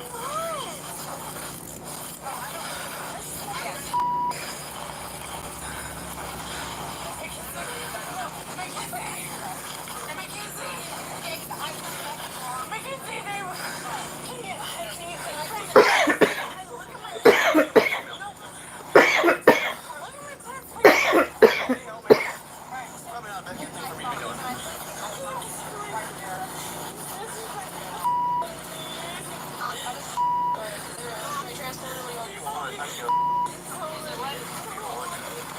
The female officer loads 22-year-old Sophia Sanchez into the car, which is probably not the ride she was expecting to take tonight.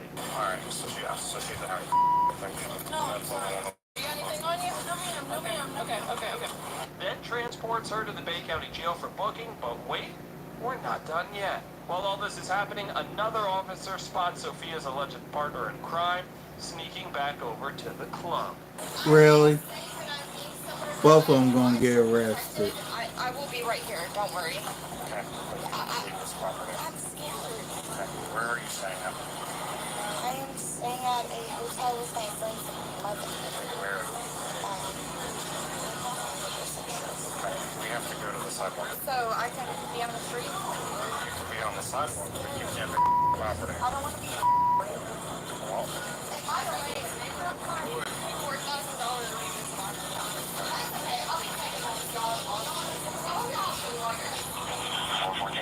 yeah, me too.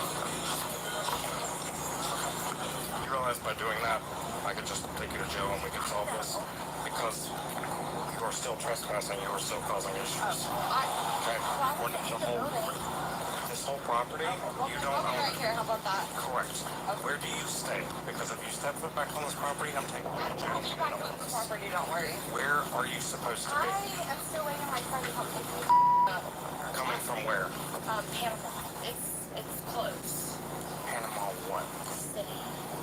All of this is Panama City. Sorry, I'm not filming. Condo.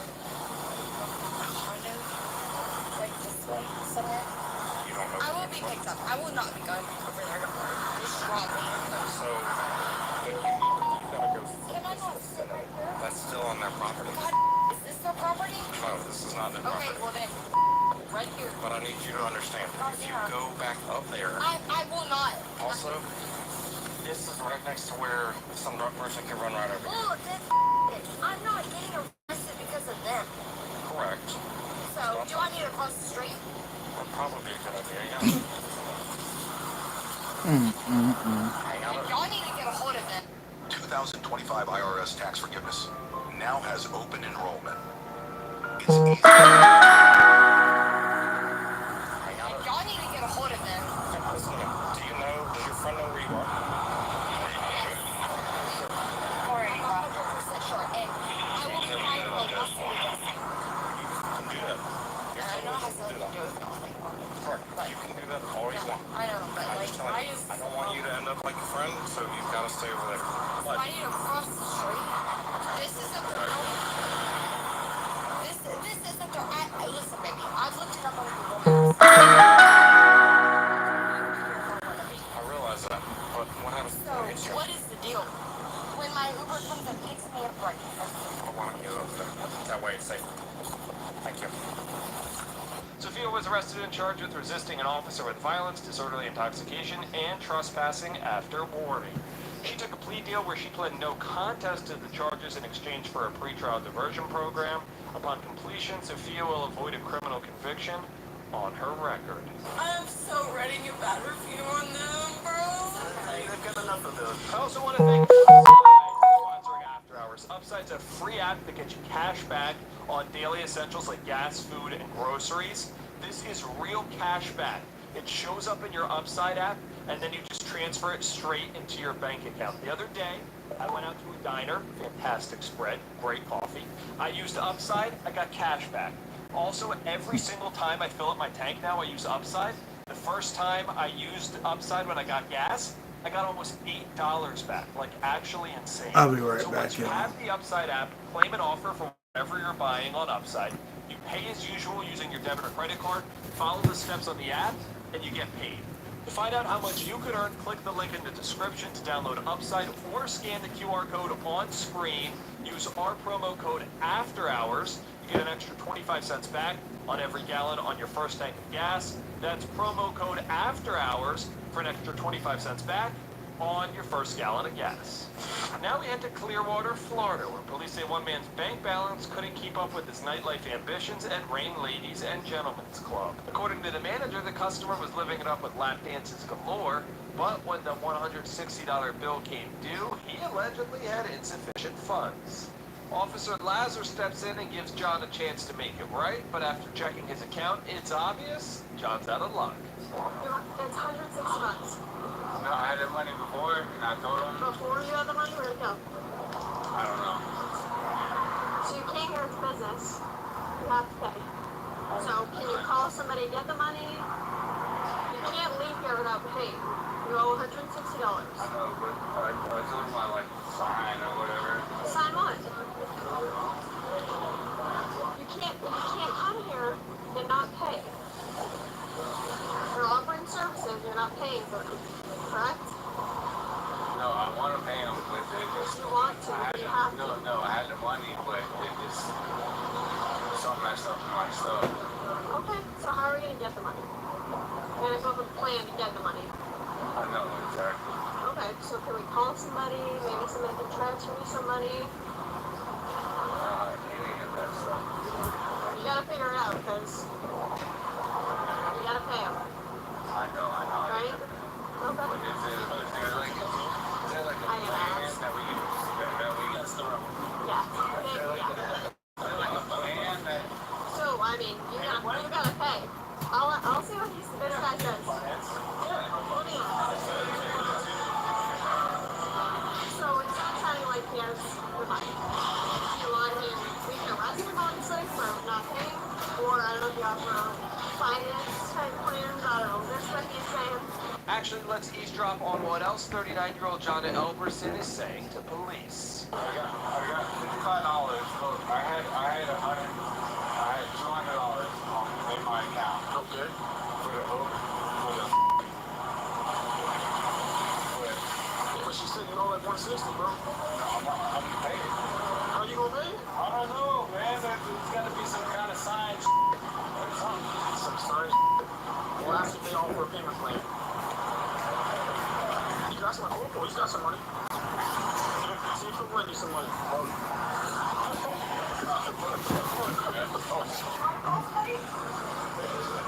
They can't finance anything. Okay, I'm back. So I'll give you I'm just telling you, if you don't pay, Man, what the hell did I I'm going miss? to give you the opportunity right now to call somebody. Call somebody, it's $160. Wait, this dude about to go to jail over $150. You knew what you were doing coming here. And Really, now you're saying you dude? can't pay. No, I didn't. It's just double paid. Okay. Do you have something to call? No. So, Why do people go to these places and not check the money, how much money is on their card? I will never understand that. If you're going to go to a place of entertainment or to a casino, make a limit, make a limit, and stay within your limit. tell me right now, yes or no, do you have somebody who's going to be able to give you $160? Are you listening to me? Do you have somebody? Or are you just fidgeting on your phone? No, I'm trying to find somebody. Okay. Do you have somebody? And they got four cops surrounding this dude. You don't have anybody to pay. Give you money, so. Your hands. Face your hands out. No, that might be too late. 24 Charlie, 11015. Doesn't seem like it. You should have called him when you were waiting inside fidgeting on your phone. Facts. A long time ago. Alright, do you have an ID on you anywhere? Okay, cool. Let's walk over here. So at the end of the day, you can't, you can't come somewhere and not pay. No, I was gonna call and pay. Okay. Right now.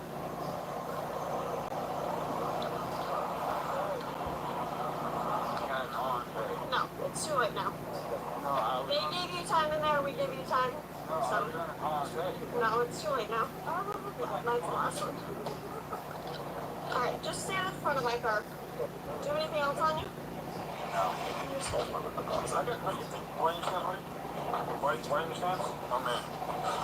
Appreciate you. You got anything that's gonna focus up on? No. You honest? You don't somebody that did it. You don't have anybody to call, my man. You should have asked them for a payment plan. No, I have somebody to call. No, not now. Right now, I have somebody to call. That's all right, buddy. Listen, just take it fly with us, chill with us for a little bit. And that's it. I have somebody to call. You should. Why did you call earlier? Because I got somebody to call now. Are you No, I'm a Mason. Mason. Okay. Let me call somebody to pay it.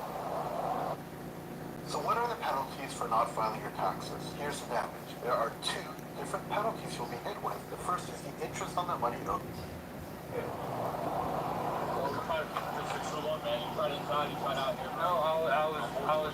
No, I was gonna call somebody. You got money on you. That's not good. Honestly, these dances for girls, man. They're not doing shit. When it comes to the strip club, just not going there, man. Just point, bro. It's hard, bro. They're $40. Nah, I call somebody right now. You're messing with their paper, bro. I call somebody right now. Bro, the thing is that you got attention, bro. Not a thing. Have you had attention? What am I intention for? Yeah, shit on this. You guys are not gonna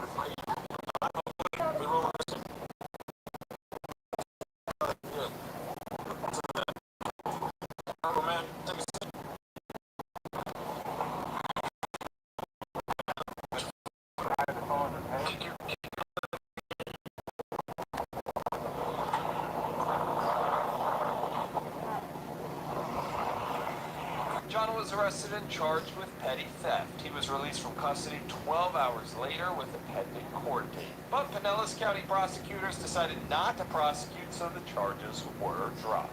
No, you can't come over here spending money and you don't have it. It's kind of tough. Man, he's having a good time.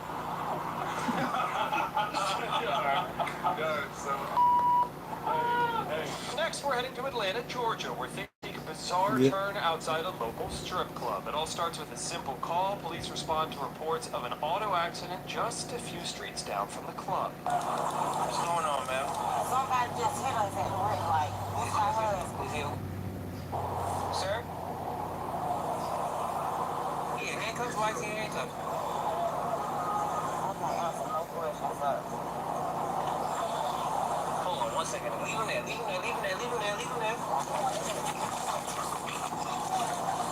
Radio, can I get a photo on location of a black male with lacerated to his face? Police at the scene try to figure out why the victim was in handcuffs. Who took the handcuffs off? Handcuffs? What the hell? Yo, whose car is this? Whose car is this? Hey, how did he wind up in handcuffs, left? How did he wind up in handcuffs?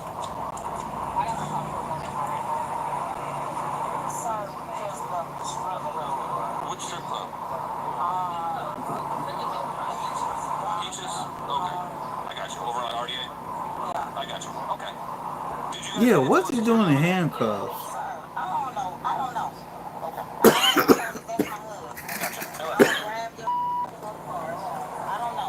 Okay, that's fine. You're good. Atlanta officers head over to Peaches with hopes that security can fill in the blanks of this unusual situation. That's weird as hell. Okay.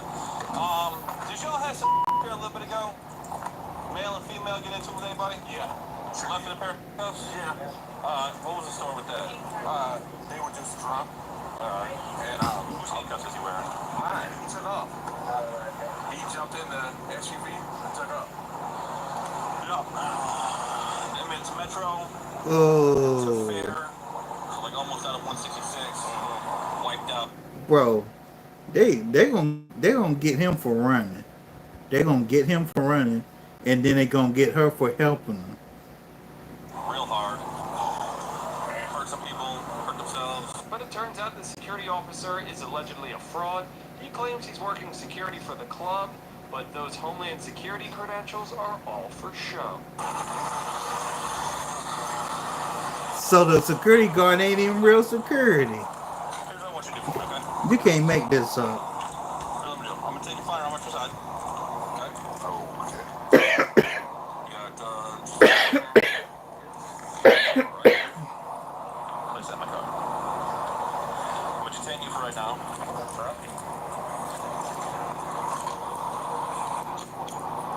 But right now, you are not under arrest. You're just being detained for the further investigation.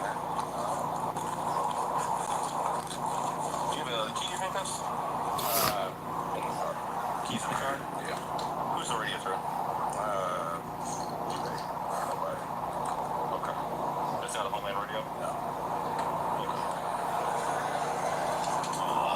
This for a minute.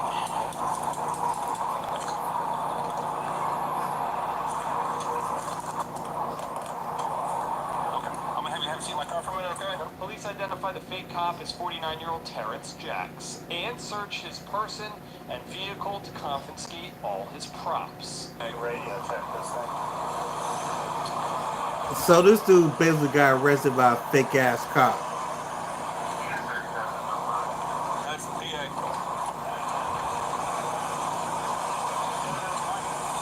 Is it just a scanner? If you're running a small to mid-sized screen printing shop with a old fluorescent tube exposure system, upgrading to an LED exposure unit. Is it just a scanner? The jacket in the back seat is just a regular old raincoat. It doesn't say police on it. Got it? We'll put this in the bag with all the other evidence, because that's going to be evidence also. Terrence was arrested and charged with impersonating a public officer. The allegedly drunk patrons were subsequently placed under arrest. The driver was arrested for driving under the influence, reckless driving, and hit and run, while the injured passenger was taken into custody for an outstanding warrant. According to Fulton County Jail records, Jones was granted pretrial release. No further details could be found to determine the outcome of this case at the time of this recording. We had today's episode of After Hours with an alleged jaw-dropping revenge plot by a man reportedly kicked out of an Emperor's Gentleman Club in Tampa, Florida. According to staff, 2 men were kicked out of the club after allegedly getting a little too handsy with the dancer. One of the men decides to wait in his semi-truck, but when his friend exits and becomes confrontational with staff outside, the man behind the wheel reportedly hits the gas, heading straight for a group of 6. Police arrived to defuse the situation. Stop yelling. I got my brother dead right now. Right here, man. All right, so when he was driving? Yeah, we just drove the truck and then sit down. Sit down and get some Stop, guys. I need you to back the up. Huh? Sit down. Sit. They're coming. They're coming. In the vehicle. In the vehicle. In the vehicle. Get in there. What the wrong with you? I don't know what the but I want that side.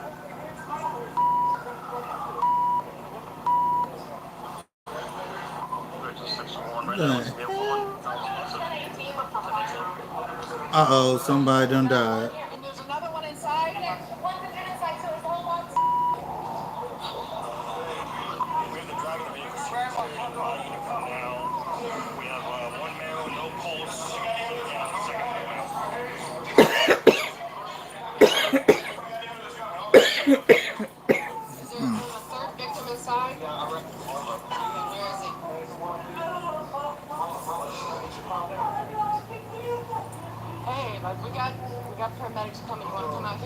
Come inside. You got a bundle? Hold on, don't. Let me see. If it's not, we don't want to put a tourniquet on if his artery's not hit, because that's rude. Can I see? Please?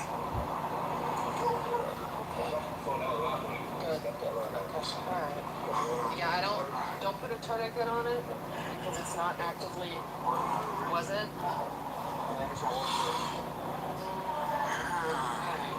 They're coming, they'll be here in a second, okay? Just keep sitting, don't get up.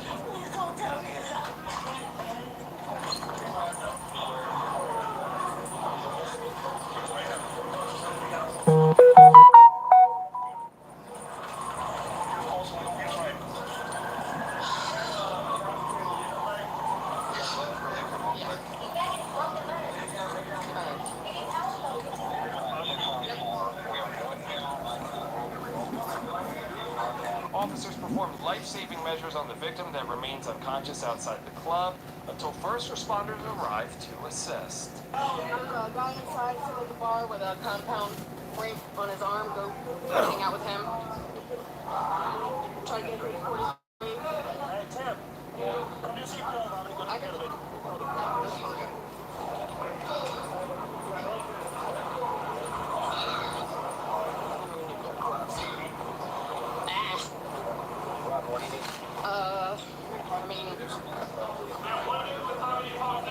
There's actually, did they take the other victim inside? There might be two now inside. Or is he down on the ground? He's over there?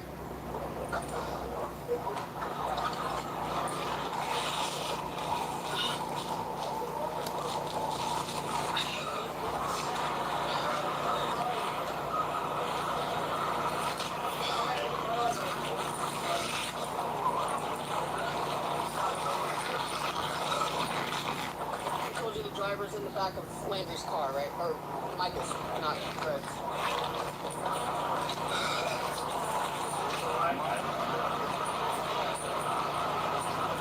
I don't watch your stuff. Good.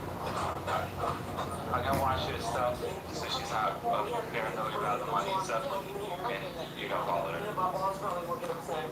Yeah. We're not gonna let anybody else in. Do you have any ID over here?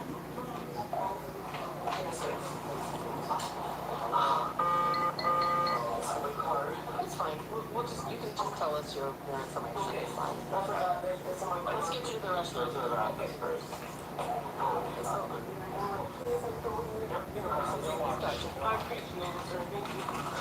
Right here?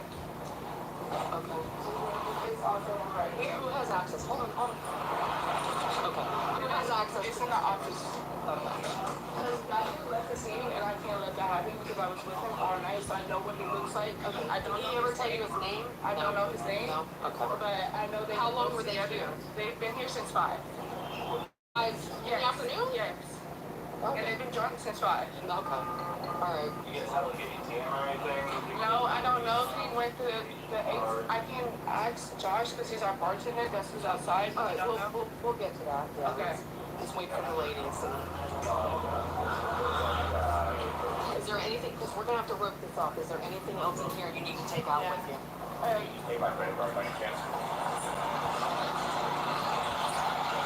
Who has access to Any cash? Okay, no credit cards? Apparently been here, the driver and his buddy, since 5 p.m.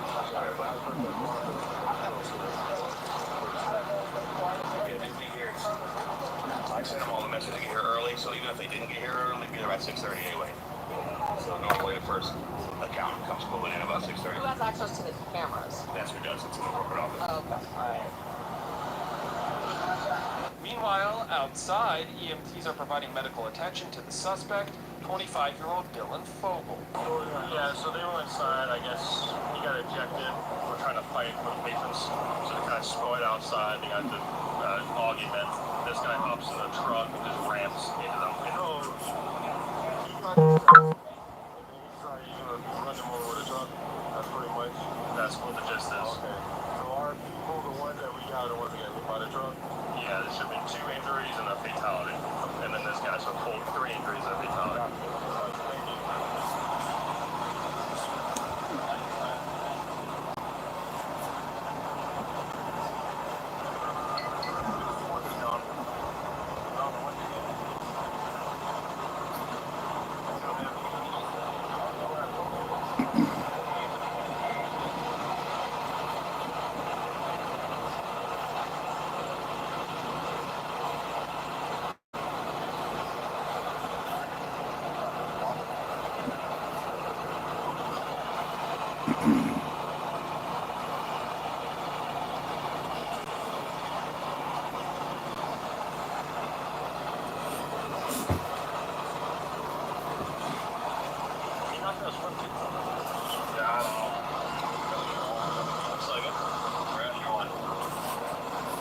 first responders transport Dylan to the hospital for treatment of his injuries. Are you researching dental implants? There's a lot of dental offices that'll talk about doing their teeth in the day process. A lot of times what they mean is they'll do the surgery and give you some sort of teeth the next day. But those teeth... His injuries. Yeah, he did break that sternum wheel. Yeah, he hit it. I mean, they broke his teeth, so... Yeah. Well, he had the shoulder. That looks more like a single impact. So something, maybe his phone. His blood's in the steering wheel, so it's going to be DNA too, so... Well, there's video and witnesses. That looks like a single... It doesn't look like a spinal web, like a normal heading. Like, I don't know how tough the glass are. Right, this is not a normal windshield. Is it registered to him, do we know? I'm assuming it's registered to the company.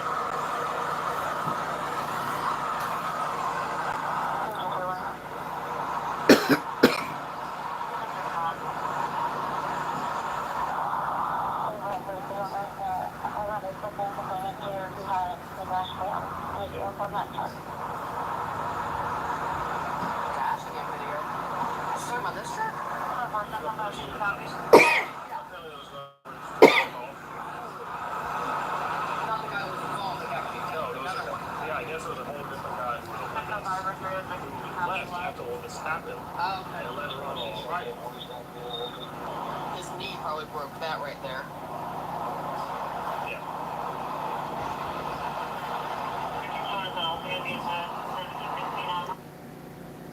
Okay, we're almost done.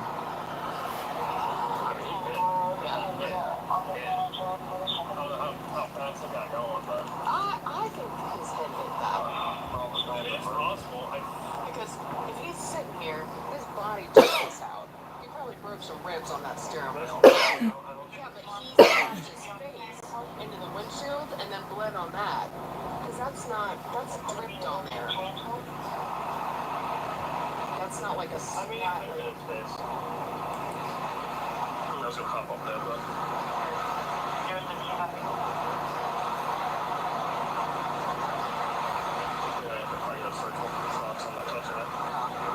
At the hospital, police say it was determined that Dylan was above the legal limit, which may have been a contributing factor to the crash. The other two victims were also transported to the hospital, where they were later medically cleared and released. One victim was pronounced dead at the scene. Dylan was charged with a slew of charges, including first-degree murder, 2 counts of attempted murder, and vehicular homicide. His case is still we pending out. in the courts. See y'all later. Time of this recording. Thanks for watching this week's episode of Long Crime